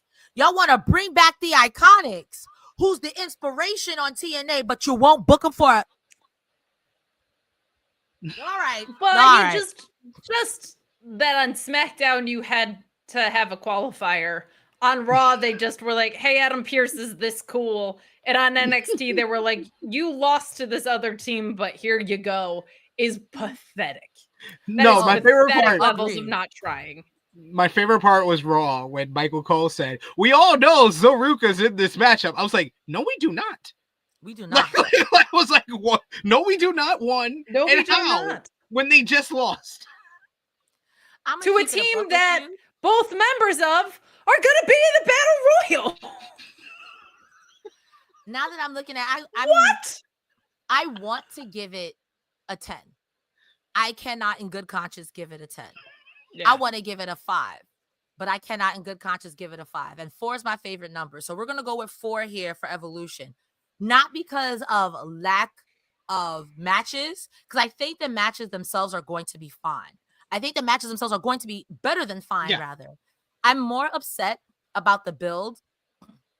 And what kind of irritates me is that in my mind, I know Io Sky and Rhea Ripley aren't going to close the show. I know that's going to be the triple threat for the secondary title, furthermore proving how you feel about Io. But see, Becky I don't know. Is your champion. I think it is. It is Rhea and Io. I think after that, I think it does main event, but because I think Rhea's winning, I don't think you run this match back again. That one. Damn, Kate. To have Rhea lose again. We don't see Io for months. You get a match, lose to Rhea Ripley. Get out of here. Legit. That one. Because why would they run this back again to have Rhea lose? She's lost to her like 3 times. Like eventually she's got to overcome, right? So Rhea could also be a loser.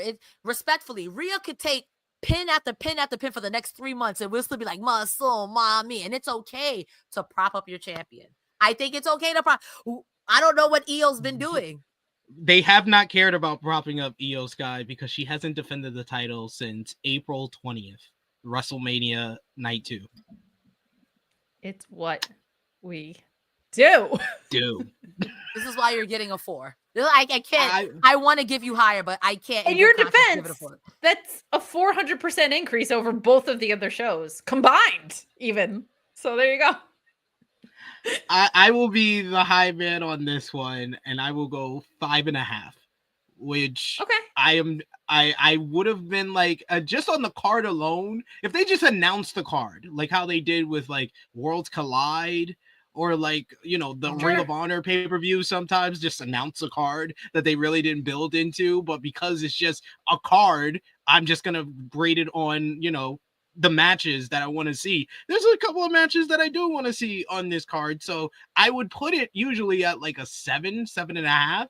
But because the build was so bad and WWE couldn't be asked to care, to the point that they couldn't be asked to care, that we had that awful segment with Jade Cargill, Tiffany Stratton, and Trish Stratus that set up one of the matches on this show. Because what was that? Yeah, it's down to a 5.5. I have to bring it down 2 points to a 5.5, but I will be the high man here, 5.5. But you brought up one of the key matches on this card, Cresta, so we'll start with that. In a no-holds-barred matchup, it will be Jade Cargill, the Queen of the Ring, versus Mrs. Money in the Bank, Naomi. Naomi, of course, and Jade Cargill have been feuding for months. It was revealed ahead of WrestleMania that Naomi was behind the sneak attack on Jade Cargill in the parking lot back in November of 2024, in an emotional, one of the best promo segments of the year, where Naomi revealed that she has been heel all along and has been trying to take Jade away, who's been a hanger-on on her best friend Bianca Belair. Naomi has been hell-bent on revenge and taking down Jade Cargill ever since these two ladies faced each other at WrestleMania, with Jade picking up the victory there. But since WrestleMania, Naomi has continuously been in the way of Jade. It led to her winning a qualifying matchup for Money in the Bank and then subsequently winning the Money in the Bank briefcase. But in the meantime, between that, Jade Cargill went on to win the Queen of the Ring tournament. So Jade will get the shot at the WWE Women's Championship at SummerSlam, but Naomi is still a threat to her, attacking her backstage on SmackDown last week. Jade wanted to settle things once and for all, so she asked Nick Aldis for a matchup, and he made it no holds barred for Evolution here. The conclusion of this rivalry for now, probably just for a month before Naomi catches in on Jade. But I have enjoyed the build to this matchup. I have enjoyed the storyline. I have been going viral because I've kind of become the person who's kind of like I went from at one point I was like a Jade apologist, and now I'm at the point where I'm like, AEW booked Jade Cargill better than this, like because they highlighted her strengths and hid her weaknesses. WWE has done everything to highlight her weaknesses and hide her strengths. She's having 10-minute matches where she sells for like 35% she does 35% moves. She did like 6 moves at Night of Champions and then sold for like 65% of the matchup, which is not her strength because she's not good at selling. If you want her to be a babyface, make her the female Black Goldberg. Just make her run through everybody and look like an absolute monster and beast. Stop making her an underdog babyface. It's Jade Cargill. She looks like a superhero. She looks like an action figure. Are you stupid? How are you booking her like this? Yes, they are. This has nothing to do with Jade Cargill. This has to do with this shithead booker named Paul Levesque. We're not gonna put Jade out there because she wasn't ready. It's not her fault. She wasn't trained properly. When she's here, she's ready. So that's why there's a big spotlight on every mistake she makes, every botch she makes. It's because of this idiot who doesn't like black people. You can't say the quiet part out loud. I'm sorry. Oh, Cresta, you got to watch In the Weeds because he's been saying some quiet things very, very loudly and fantastic way after the New Day lost. I'll say that much. Oh my God. It's like rant of the century level stuff. He doesn't know what he's doing here. No. Like he got this great Naomi character by accident. By accident. By accident. This Naomi's the best character in the women's division, and it's basically by accident through all her work and nothing to do with Triple H. All of that to say, Jade Cargill wins because it's her hometown of Atlanta. Cresta. Great. Whoever wants to go. I agree with every point you've made. And since we're getting to the nitty gritty, Jade has improved quite significantly in the ring. However, not enough where you putting on a no holds bar match. I was like, I don't know what's about to transpire. I agree with you that AEW highlighted her and booked her as a fearsome Goldberg. And there's nothing wrong with that. But don't sit up here in a press interview. It was like, well, she wasn't trained properly, whatever it is. And it looks like she should have been in NXT, still on the main roster. I think, like you said, Naomi loses here. But as soon as Jade wins something, Naomi gonna be right on her like a fly on poop. I really wish, since you brought it up, I really wish that if Triple H, if you don't like black people, then you don't like black people. There's nothing I could do about that besides you're a cornball for that. That being said, at least be professional about it. I thought you don't see color. Then book a cohesive storyline. Book it. Work with the wrestler, what they have, what they don't have. Like, I'm not going to put AJ Styles in a match where he has to do nothing but grapples. Yeah, he can, but I know he shines in a dynamic style type of thing. I'm going to put him in a match where he could do all the AJ Styles greatest hits. I'm going to do the same with Gunther. I'm not going to put Gunther in an Ultimate X match because that's not where he shines. Not to say that he can't, but I know Gunther's going to give me a technical and slap your nipples off ass match. So then why would you not book Jade to just be dominant? I think people like Jade, Charlotte Flair, even Indy Hartwell that have that big woman look, you should be big booting people like your name is Test. You should be giving people that lariat like what for? That should be her gimmick, and Naomi should have to overcome that because she's a good chicken shit heel. I hate that Naomi's such a good heel, seeing her as a face in TNA. So you could really literally run that. Like SP3 says, she looks like a superhero. So that selling stuff, I ain't never seen Superman sell unless kryptonite was on him. So you could do the same thing with her. The same way you have respectfully Seth. They'll be like, owie, owie, psych, psych, psych, psych, owie, owie. That's exactly what we getting over here, bro. So I'm excited for this match. I would like Naomi to win. However, the long term is Jade wins here. Jade says, I'm done with this broad. Meh. Tiffany Stratton or whoever. Meh. And then the moment Jade is like, I won something, here comes Naomi. Psych. So the long term says that. I'm going to be sports entertained regardless. But again, I would respect you more if you say you didn't care. I respect you more if you say you didn't care. I would appreciate your honesty. Kate, who you got here? They love having Money in the Bank winners lose. They love it. There's nothing more they love than somebody with the cash-in device losing to make the cash-in all the more satisfying. So I think Jade wins for that. There are certainly in-ring inconsistencies with Jade that they don't know how to iron out. That's been proven. I think the idea that Jade was training with Bryan Danielson and they said that she's not properly trained is absolutely ridiculous. And you're right. It did just put a magnifying glass over everything. I also think people underestimate how difficult it is to probably transition to being a tag team wrestler and champion to all of a sudden being a single star. There was no time to iron out the psychological jump that is at all. And there is clearly something so unrepeatably special about Jade Cargill. Now, I will say, I think the best match maybe I've ever seen her have, certainly a top 3, was the one against Tiffany Stratton. So I look forward to that because I think Jade probably does beat Tiffany Stratton and then Naomi cashes in immediately. I'll give a shout out to my co-host Alex Pulowski because he had a really great idea in that he thinks they should call up Lash Legend to be Naomi's heater. Make Lash Legend basically Naomi's Diesel in a sense, because like this idea that Naomi has been chasing Jade and done everything that she absolutely could to beat this woman, but she just can't overcome Jade Cargill. And she says, enough's enough of that. Going to cash in, having Jade put on this match with Tiffany Stratton, be exhausted, but needing that extra punch for Naomi to win here.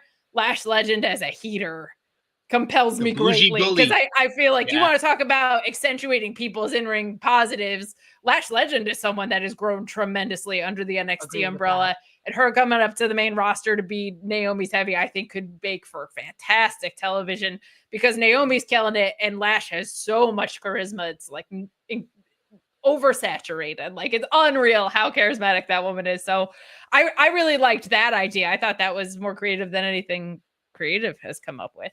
Match wise, I don't know how I feel about it. I feel like their WrestleMania match it doesn't have me like raring to go for this rematch, but this has been one of the longest term and best sold stories and has been so wildly productive for Naomi that I am looking forward to seeing the fruit that gets born out of the long-term vision of what we're about to see. But I think it's a pretty obvious Jade Cargill win in this. Yeah, and because it's a no-holds-barred match, it is going to play to the strengths of both of them, where they can do a lot of plunder, and it's going to get a reaction from the crowd. So next up, we got the Battle Royal to determine who's going to get a shot at one of the world championships at Clash in Paris. You have stars from Raw, SmackDown, NXT. You got Jada Parker. You got Kalani Jordan, Izzy Dane, Tatum Paxley, Lola Vice, all in this from NXT. You got Julia, Zelina Vega, Natalia, Maxine Dupree, Ivy Now, Stephanie Becaire, all going to be involved. And of course, WWE Hall of Famer Nikki Bella. So who's going to get the shot at Clash in the Castle? Start with you, Kate. Who you got? Man, heart says Steph, head says Nikki.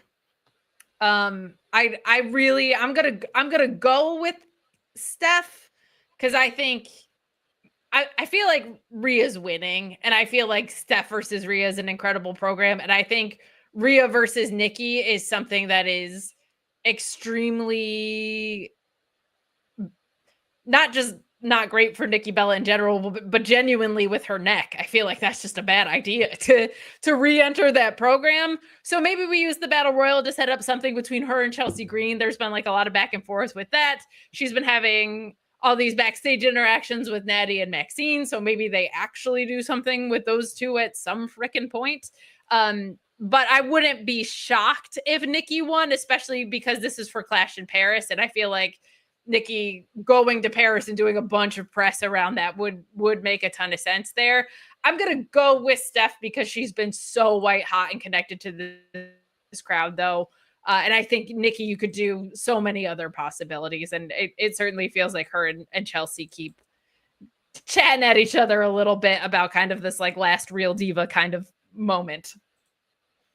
Yeah, this one's tough. I agree. Those are like the two lead candidates. So I'll be different and I'll go with Nikki Bella. Nikki Bella gonna bring eyes to Clash in the Castle. She's gonna do a whole bunch of media for it.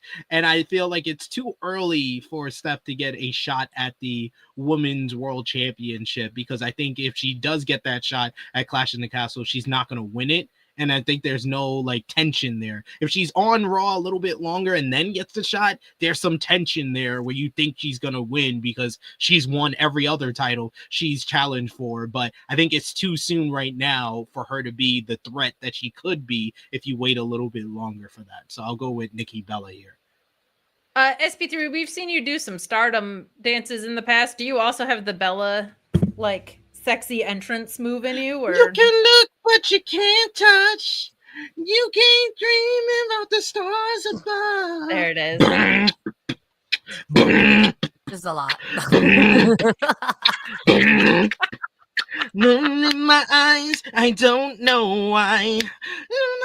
Look at you knowing any lyrics other than you can look but you can't. So that part That part. SP3 is a total diva, is what I just learned. That's what I learned. He's a total Bella. He's a total Bella. I'm a total diva mark. I'm on Twitch stream watching Total Divas. I'm here for it. Why did I lose my shoe? Why did I lose my shoe? I've never seen Total Divas ever, period. And I feel like I'm missing so out on some lore. It's delicious. You must watch. People don't understand how many wrestling fans Total Divas and Total Bellas created. I respect the legacy of Nikki Bella. I will say on TikTok, a lot of the core girl and gay audience all say the same thing. I wasn't watching no stupid wrestling, but then I started watching this Total Bellas. I was like, wait a minute, just a second. Total Divas. Yeah. I like these girls, and I'm watching on TV. It's like, now why they got these girls playing in the mud? Wait a minute. I had a sorority sister text me and say, where can I watch women beat each other up because of Total Bellas? No joke. Like that was her, the only time she showed interest in my entire wrestling fandom. So the Bellas are to reality television on the mainstream for pro wrestling. There for on the mainstream, it's like keeping up with Kardashians. It's like the Kardashians were to reality television. That's what the Bellas were. I respect the Bellas so much. I've always been a Nikki Bella and Total Divas mark, so I respect the gangster. Cresta, who you got in this battle run? That Flavor of Love. I'm lost. I mean, Favor of Love, man. No one will ever forget New York spitting in Peach's face. So, like, you know. The other way around. I'm all the reality television. My favorite. Or Peaches. Yeah, Peaches. Peaches spitting in New York's face. Yeah, you're right. Pumpkin. That's right. Now we got the fight. Now Peaches, you pumpkin. Peaches, pumpkin. I don't care. New York is what it's at. New York. Pumpkin, Peaches, Johnny Peter, Pumpkin Eater, Nixon 5. New York in 5. Looking at this, I think the both of you have really good ideas because I would say, okay, Stephanie Vacure, but I agree that I don't think she takes it off of Clash in Paris. And then in the sense of who's going to do press, all of that stuff, Nikki Bella would be great for that.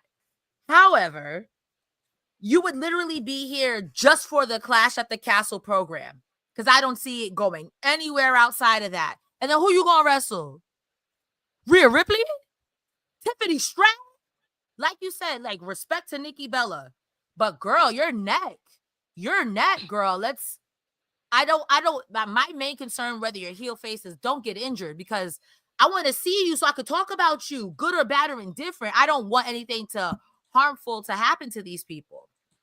So I honestly don't know.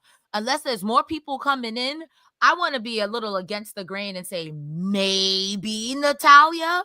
Natalya's been doing a lot of stuff with Bloodsport. She's been crazy all over social media. So I could see them saying, okay, she has a moment right now. Why not prop that up? Because I feel like whoever wins this, whoever you go against at Clash of the Castle, whether it's Io, Ripley, or Stratton, you're not winning that. You're not. And that's just tea. And they're not going to do a title change at Clash of the Castle. Respectfully. Very respectfully. So I don't know who that could be, but I would want to see someone get propped up to have a good moment that's going to be here longer than that. So I rest on Natalya for that because looking at everyone else, Maxine Dupree, sister, beautiful, beautiful gowns. Kalani Jordan, beautiful gowns. Jada Parker, bleh. Lola Vice, beautiful gals. Lash Legend, girl. Izzy Dane, I don't know you. Tatum Paxi, great. Zelina Vega, I want that. But y'all not gonna job her. So I digress. Julia, she's already champion. And Candice LeRae, 1-800, come on now. And Candice LeRae is another one that y'all could put some respect on. But she ain't gonna win nothing like Johnny Gargano. No shade. I would love if they would do that for Natalya, but all she's allowed to do is stand backstage and be told by Sheamus that she deserves to be a tag team champion. So I am pessimistic on that, but I love where your head's at. I wish theirs was in a similar place. She's a dungeon doll. Doing so much. She's a doll of a dungeon. It's true. She's a low-key legend, and the key word in that sentence, Cresta, is low-key, because they have not paid attention to anything she's done outside of WWE. So I don't think they're gonna prop it up now. Frustrating, because she's like, out of all the women on the WWE roster, Natalya is one of the only women who I think if we had to do a catch me if you can wrestling, she's the only one who can. She's the only one who can. She's the only Shooter one who Natty rules. Shooter netting rules. You're not gonna do like everyone else is gonna do moonsault, some other flippy do, whatever it is. You want to do a ground and pound match? You want Perry Saturn to cry? Natalia versus Deonna Purrazzo. Stop playing with me. Come on, stop playing with me. But I digress.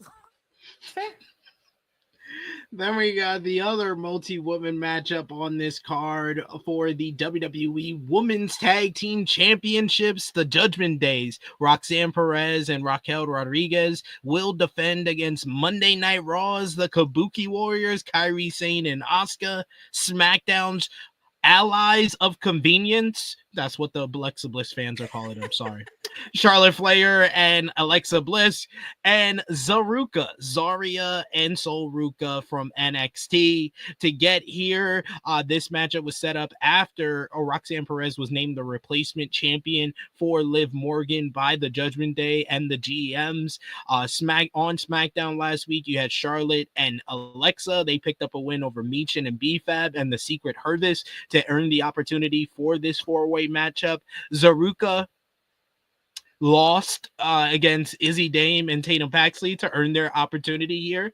And Kairi Sane did pin one half of the WWE Women's Tag Team Champions, Roxanne Perez, on Monday Night Raw, and then her and Asuka got the better of the Judgment Day afterwards and asked Adam Pearce to get a piece of them at Evolution. Thus, they were in this matchup here. So I think it's too early for the Daughters of Texas to lose here in Atlanta. The Daughters of Texas at least need to go to Texas to win some matches, kind of like the Sons of Texas. So I'm gonna go with the Daughters of Texas, Roxanne and Raquel, double R. Cresta. This is garbage, mama. I have to say that. I have to say that. Y'all really couldn't get a TNA tag team. You had to, checks notes, put Alexa Bliss and Charlotte Flair together. You couldn't just give them a match. At least they qualified. At least they qualified, though. I'll give you that, but at least they're a tag team. I mean, the bar for entry is in the garbage. So let's start there. The bar for entry is in the garbage. The one's a tag team and one that actually lost. You know what I mean? I don't know, man. I have to agree that there is more meat on the bone for the Judgment Day for Roxanne Perez and Raquel to win.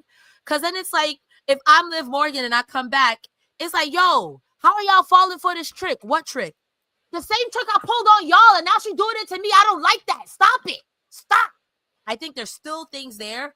Also, let this be a lesson to you, WWE. You can't build your women's pay-per-view around one match, Nikki Bella, Liv Morgan. You can't build it around one person. This serves you right. Because now you got all of this. This serves you right. That being said, I am going to go with Judgment Day because high key, y'all don't care about this pay-per-view, but I do. So it is what it is. You really could have got a TNA. You could have got a TNA tag team. And Charlotte Flair could have did what Charlotte Flair does. Show up. Kate? Judgment Day is retaining because they are the laziest motherfuckers in the world, and they don't want to think of something other than let's do with Roxanne and Raquel what we did to Liv the first time around at this. They are so lazy. They don't care, as evidenced by the way that everybody got into this. So yes, Roxanne and Raquel will retain, I think. I actually really like the idea of that duo because I think Roxanne is so special, and the idea of Raquel just getting to play like big, strong hoss lady feels like a lot of fun to me. And I like the teams that are in this. Like, I really, really like Zolruka. But they're just lazy entry, lazy exit. You're going to have them retain. I do like that they have to win the titles to solidify themselves as a tag team, though. I think that's a good stipulation instead of just like, this gal's out and you're in. So I like that they went the length of doing that at least. But yeah, they're lazy as hell. It'll be a lazy result. Team Rocket, let's go. That's what I understood. Team Rocket, let's go. I think there's a chance a Flair for Bliss might win, though.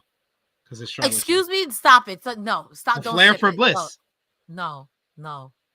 Is this the same Flair that was Lacey Flair? That was her friend. They were sipping tea until exactly 3 business days later, and she cut that woman? Points were made. All right, for the NXT Women's Championship, we got JC Jade defending against Jordan Grace. Jordan Grace picked up the win over Lola Vice to qualify for the 4-way number 1 contenders matchup, where she defeated Izzy Dame, Lash Legend, and Jada Parker to earn the opportunity at the NXT Women's Championship. It's a title she's been chasing for over a year now. Last year at Battleground, she lost to Roxanne Perez for the NXT Women's Championship. Earlier this year, she was in the Fatal 4-Way at Stand and Deliver, where she came up short again, and she also came up short at Battleground against Stephanie Vaquer, and now she finally gets one last opportunity, or maybe it might be her last opportunity at the NXT Women's Championship against the champion who defeated Stephanie Vaquer, the woman she was not able to defeat. Kate, what have you thought about the build to this matchup, and who wins between JC and Jordan?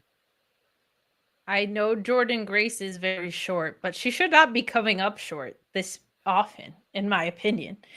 I think Blake Monroe turns heel and costs Jordan. We kind of talked about that with the Great American Bash predictions. I feel like Jordan Grace should be on the main roster. I don't know if there's room for her, and I think NXT needs some tentpole talent, some ring generals, so I wouldn't be surprised to see her stick around. I want to see her and Zarya, so that's where I hope we get to with Jordan Grace, but I don't think she is beating JC Jane. I think that the long game is that Blake Monroe is the one to beat JC Jane. Probably, when would that be? I don't know, but I think that's when it happens. That's what's happening, rather. Heat wave. That's, that'll be it. Heat wave. Cresta, who you got? I unfortunately too have JC Jane. I'm a huge Jordan Grace fan, but I have JC Jane for similar reasons to Kate, but a little bit different. I do see that when it comes to wrestling, there's always a 1-for-1 in some regard. So I do think the women's champion is going to go around the waist of Masha Slamovich for NXT, since they do have the TNA title. I do think there will be an equivalent exchange. Where she drops that, I don't know.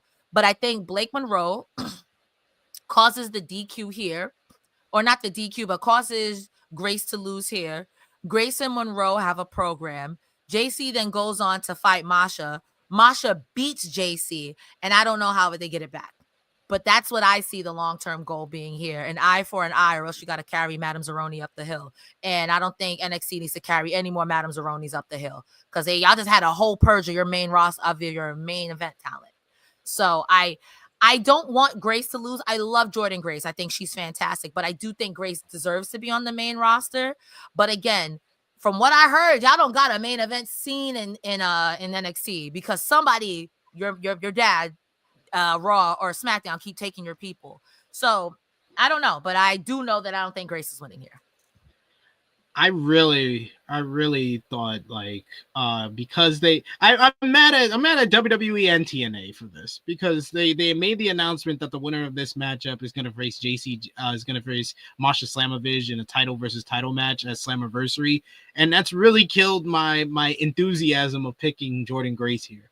Because I really wanted Jordan Grace, because I think there needs to be another main title being changed on this card outside of the one other that I have for a match we're about to discuss here. I thought this would be it, but because the winner of this is going to face Masha, I don't think they're going to go right back to Masha versus Jordan Grace. So I think they would. I think they wouldn't.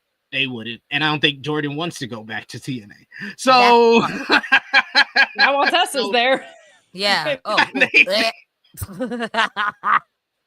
Kate has it right on the nose.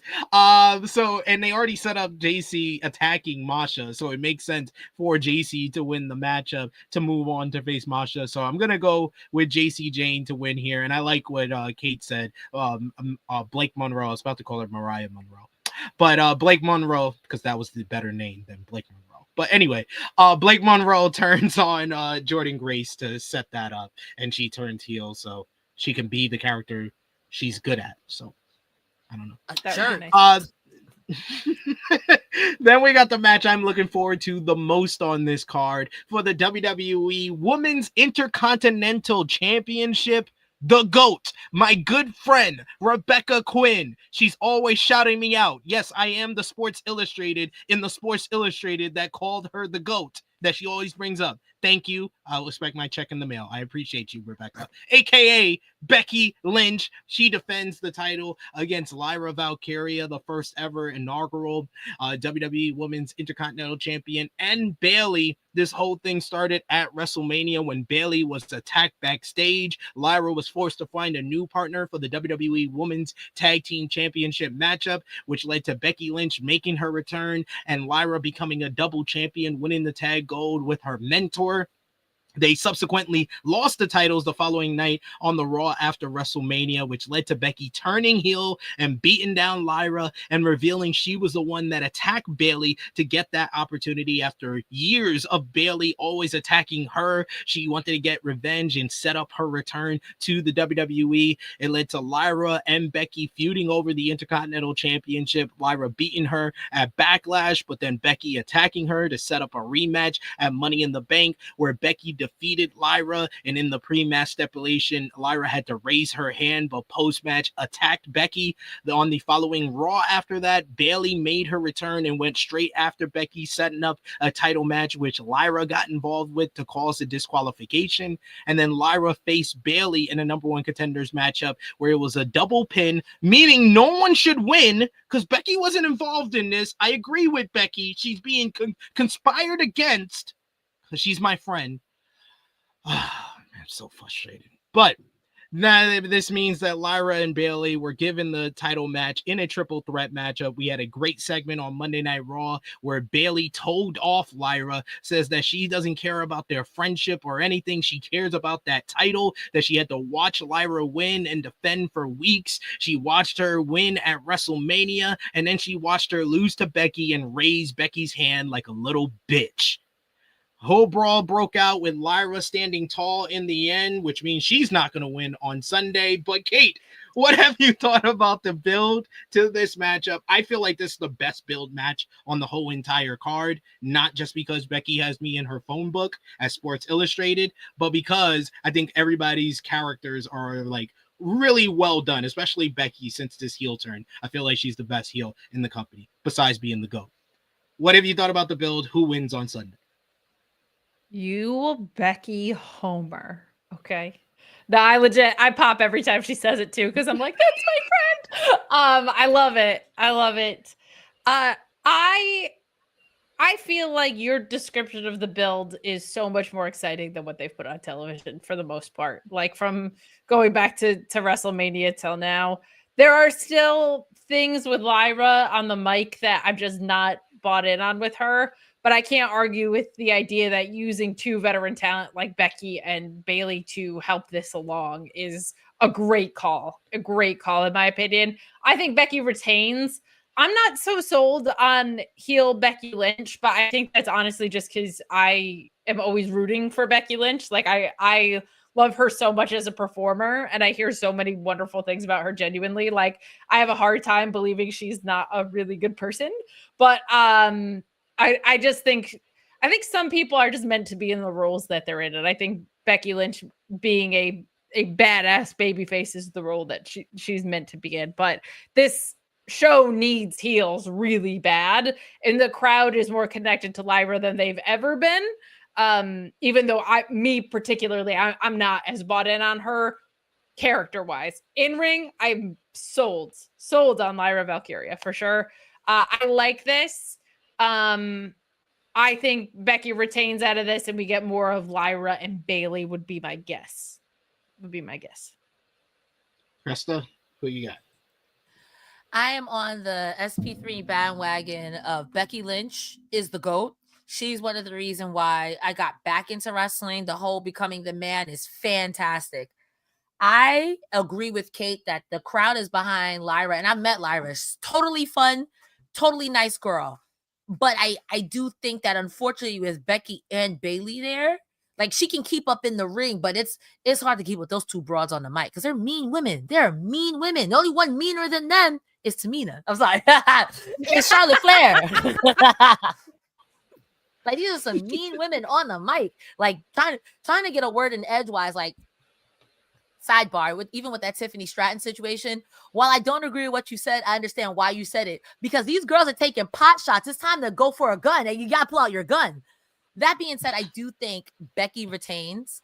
I do think this does splits off with, well, you shouldn't have been in here in the first place, Bayley. And then Bayley says, well, you could get the job done, Lyra. And I think that'll be a good way to, get Lyra more integrated in fans' hearts. Because what better way to have your inaugural Intercontinental Champion run and or end with the 4 horsewomen propping you up? At this point, you're missing Charlotte and Monet. And with the way things are going, if you leave WWE, Monet is definitely going to want to wrestle you because you mess with all my friends. So I can't be mad at that. I know Lyra's not winning here. I do think Lyra has a very bright future in the Fed. I do think Becky retains here. If anything, the loser here is Bayley, because you just came back to either eat the pin or to just be like, oh, what the? So I hope goodness and good things happen for Bayley, but this is a Becky moment. Yeah, Becky for the win. I'm going with Becky retaining here as well, so it's unanimous there. And I think this is going to be the best match on the show. That's what I'm going to go out on a limb and say. Probably. And we got for the WWE Women's Championship, Tiffany Stratton defends against Trish Stratus. This match was made on SmackDown last week as Tiffany Stratton was given the right to defend the title against an opponent of her choice. So she chose her mentor and her tag team partner from back in Toronto at Elimination Chamber earlier this year, Trish Stratus. Trish Stratus made her return and accepted the challenge, but Tiffany warned her that this is not the Attitude Era, that this is the current era, and she is the better one, and WWE runs on Tiffany time. God, I hate Tiffany Stratton on the mic. Like, her as a babyface and her just saying her catchphrase all the time. It's like she's devoid of all the things that made her great on the mic in NXT, and I hate it so much. She's a heel. She's born to be a heel. She is. She just is. I'm going with Tiffany to retain here, but Trish doesn't have bad matches. I think she can still have a good matchup against Tiffany here. Kate, who you got? Are we talking about the same Trish Stratus? Because she's had some not great matches, man. I mean, maybe it's my eyes. To the legends. Respect to the legends. I think maybe there are some other really great looking things about her. I don't know if her in-ring is still one of them. I wish I could look like her at my age. She had a great match with Becky Lynch in a steel cage. So and what happened to the entire build to it? It was not great. Yeah, I think this is going to be a disappointment to a lot, unfortunately.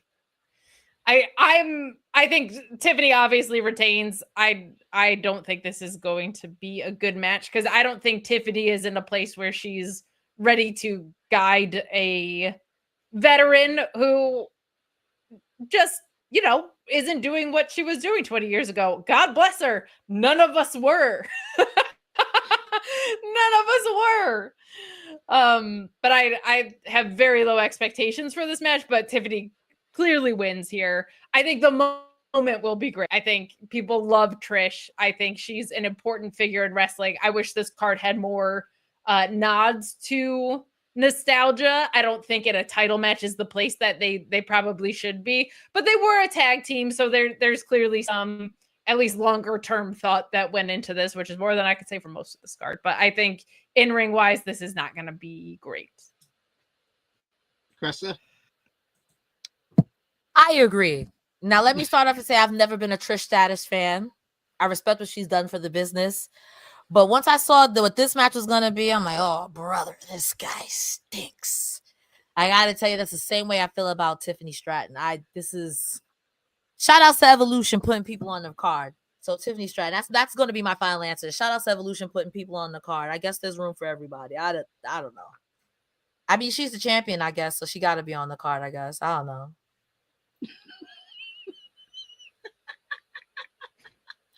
I don't know, love my man. Timmy Stress talked about here.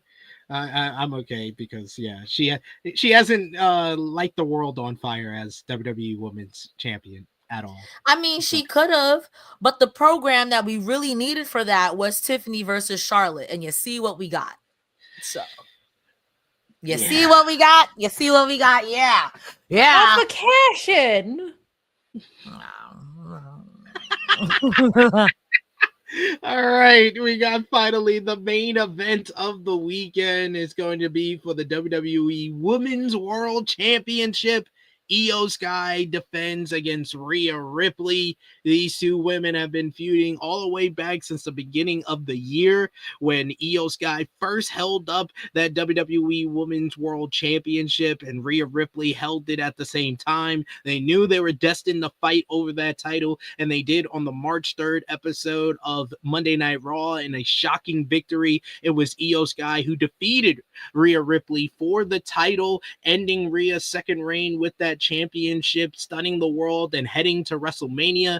But Rhea would not be denied her spot at WrestleMania. She faced Io again in London, but that match went to a no contest due to special guest referee Bianca Belair. And then all three women, Bianca, Rhea, and Io, stole the show at WrestleMania this year in an instant classic, with Io once again picking up the victory, but pinning Bianca, not Rhea, who still wanted her title back. They worked together and fought against Roxanne Perez and Julia, defeating them in tag team action back in May, but Rhea still had her eye on the title, and after she defeated Raquel Rodriguez at Night of Champions, it was Io Sky who chose her opponent for Evolution.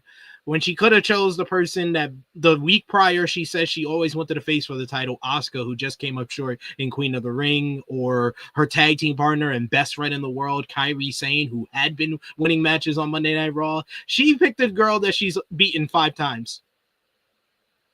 Great WWE booking, guys, but this rivalry has dated back since 2018 when they had their first match in the Mae Young Classic, and Rhea has never been able to defeat Io Sky. Can she finally get a win over the Genius of the Sky, or will Io's reign continue? Kate, who you got? If Io was a heel and picked Rhea, I would love it because she would just be beating the same woman up and then like, yeah, I'm her Achilles heel and I just want to keep my title. She's a face. She chose so much she beat 5 times. I think Rhea has to win. Otherwise, the story of Io is still my Achilles heel is really bad and really dumb. So I'm going to say that Rhea emerges victorious from this. I think this is going to be right up there with the triple threat from an in-ring perspective. I really think that Io and Mercedes are 1A and 1B as far as best in-ring women's wrestler on American soil right now. And whichever one is 1A is the one that I just watched. Like when I watch Io Sky, and you know what a disgusting Zack Sabre Jr. fan I am, the counter wrestling that I see from Io Sky is better than anybody in the industry, period. Some of the stuff that she counters Riptides with especially is insane. So my expectations for this match are very, very high. I think this is the grand title change that we see on this card. I think that's why I'm assuming at main events. I think the triple threat is probably your opener.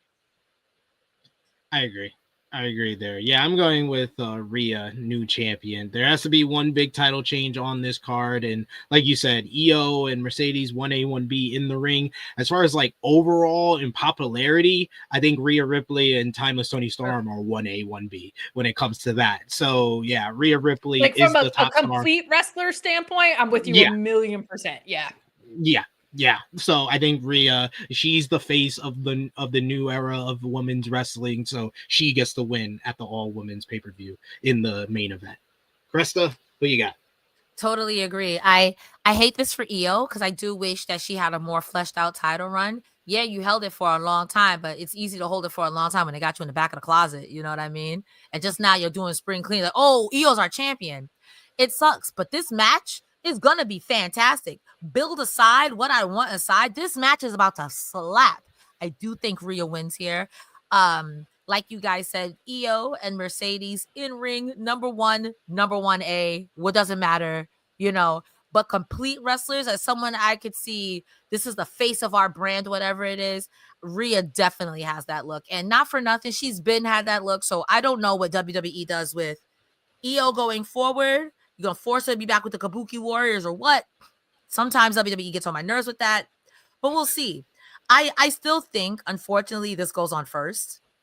I still feel like this goes on first and Becky closes the show because not for nothing, it's Becky Lynch. It's kind of like, so you're going to put Joe Hendry on first? You know, we all here to see Joe Hendry. Stop it.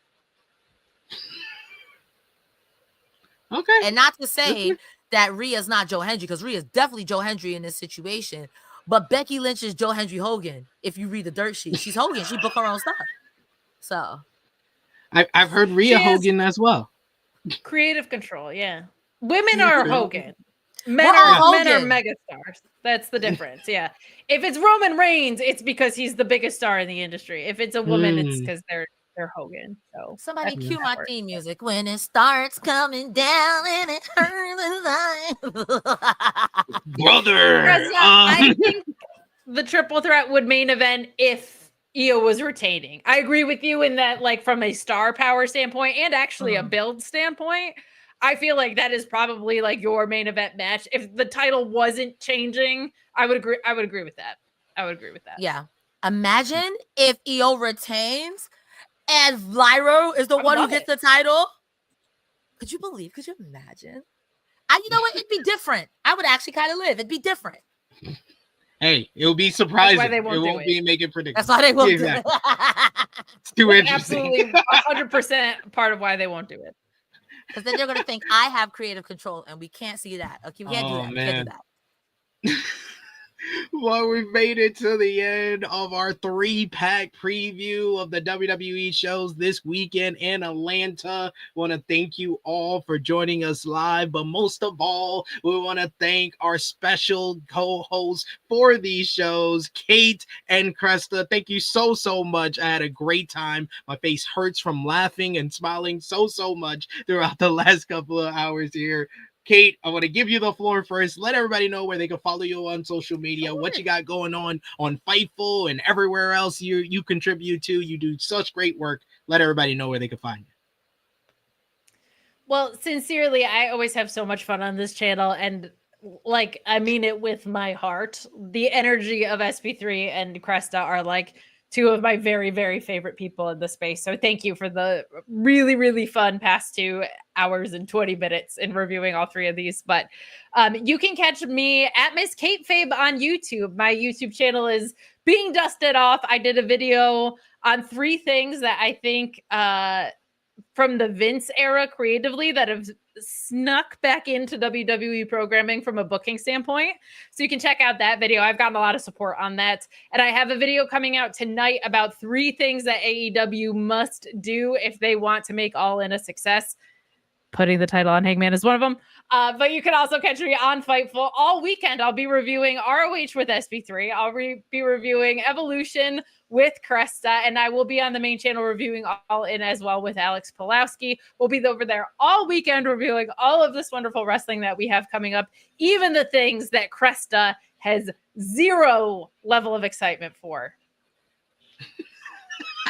That sounds awesome. And I can't wait to watch that Evolution review on the Fightful main channel because 2 of my favorite people, Kate and Cresta, will be there. Cresta, you do amazing work. Let them know where they can find you.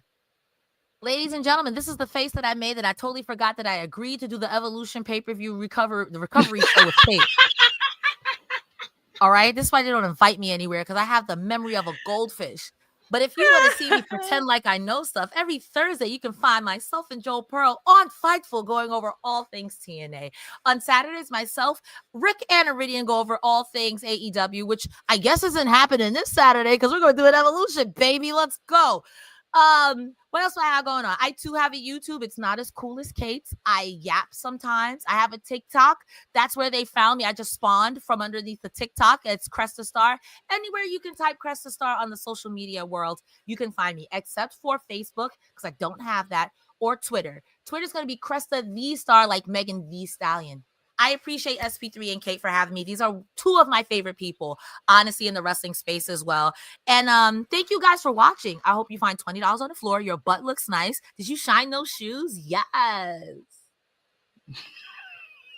Lovely, lovely. Yes, go and support these two. Always making me crack up whenever I do anything for them. Like told Kate before, I told Cresta before, these are the only people that I would stay up to 4 a.m. here in the UK to do reviews with because I love them so much. But find me on the Twitter machine at TrueHeelSP3. Follow the gang, Facebook, Twitter, Instagram, TikTok at TrueHeelHeat. Patreon.com/TrueHeelHeat. $3 a month gets you exclusive content. We had the Okada Omega rewatch series with myself and Jimmy Macaram going back and watching all 4 matches from Omega and Okada. That is up right now. Later today on patreon.com, we got my preview for GCW Boss of All Bosses. This coming Friday, we'll have a Ring of Honor, Super Card of Honor preview that's dropping over there as well. But I will be back to continue All In Week here on the True Heel Heat YouTube channel tomorrow at 12:05 p.m. Eastern Time, immediately following all my antics with Jeremy over on In the Weeds. I will be here with Jimmy Macaram to review tonight's AEW Dynamite from Arlington, Texas, the go-home show ahead of All In Texas. But we got a full slate of content for you to enjoy. So tomorrow is AE Ramble. Friday, we got our AEW All In Texas preview. Saturday, we got the flagship podcast and watch-alongs for All In and Saturday night's main event. Reviews of both of those shows coming up on Sunday and Monday. So lock in, hit the subscribe button, hit the bell to stay notified for all the great content here. But until then, for Kate, for Cresta, it is me, your True Heel Phenom SP3. This has been our WWE Saturday night's main event, NXT Great American Bash and Evolution previews. We are signing off until next time.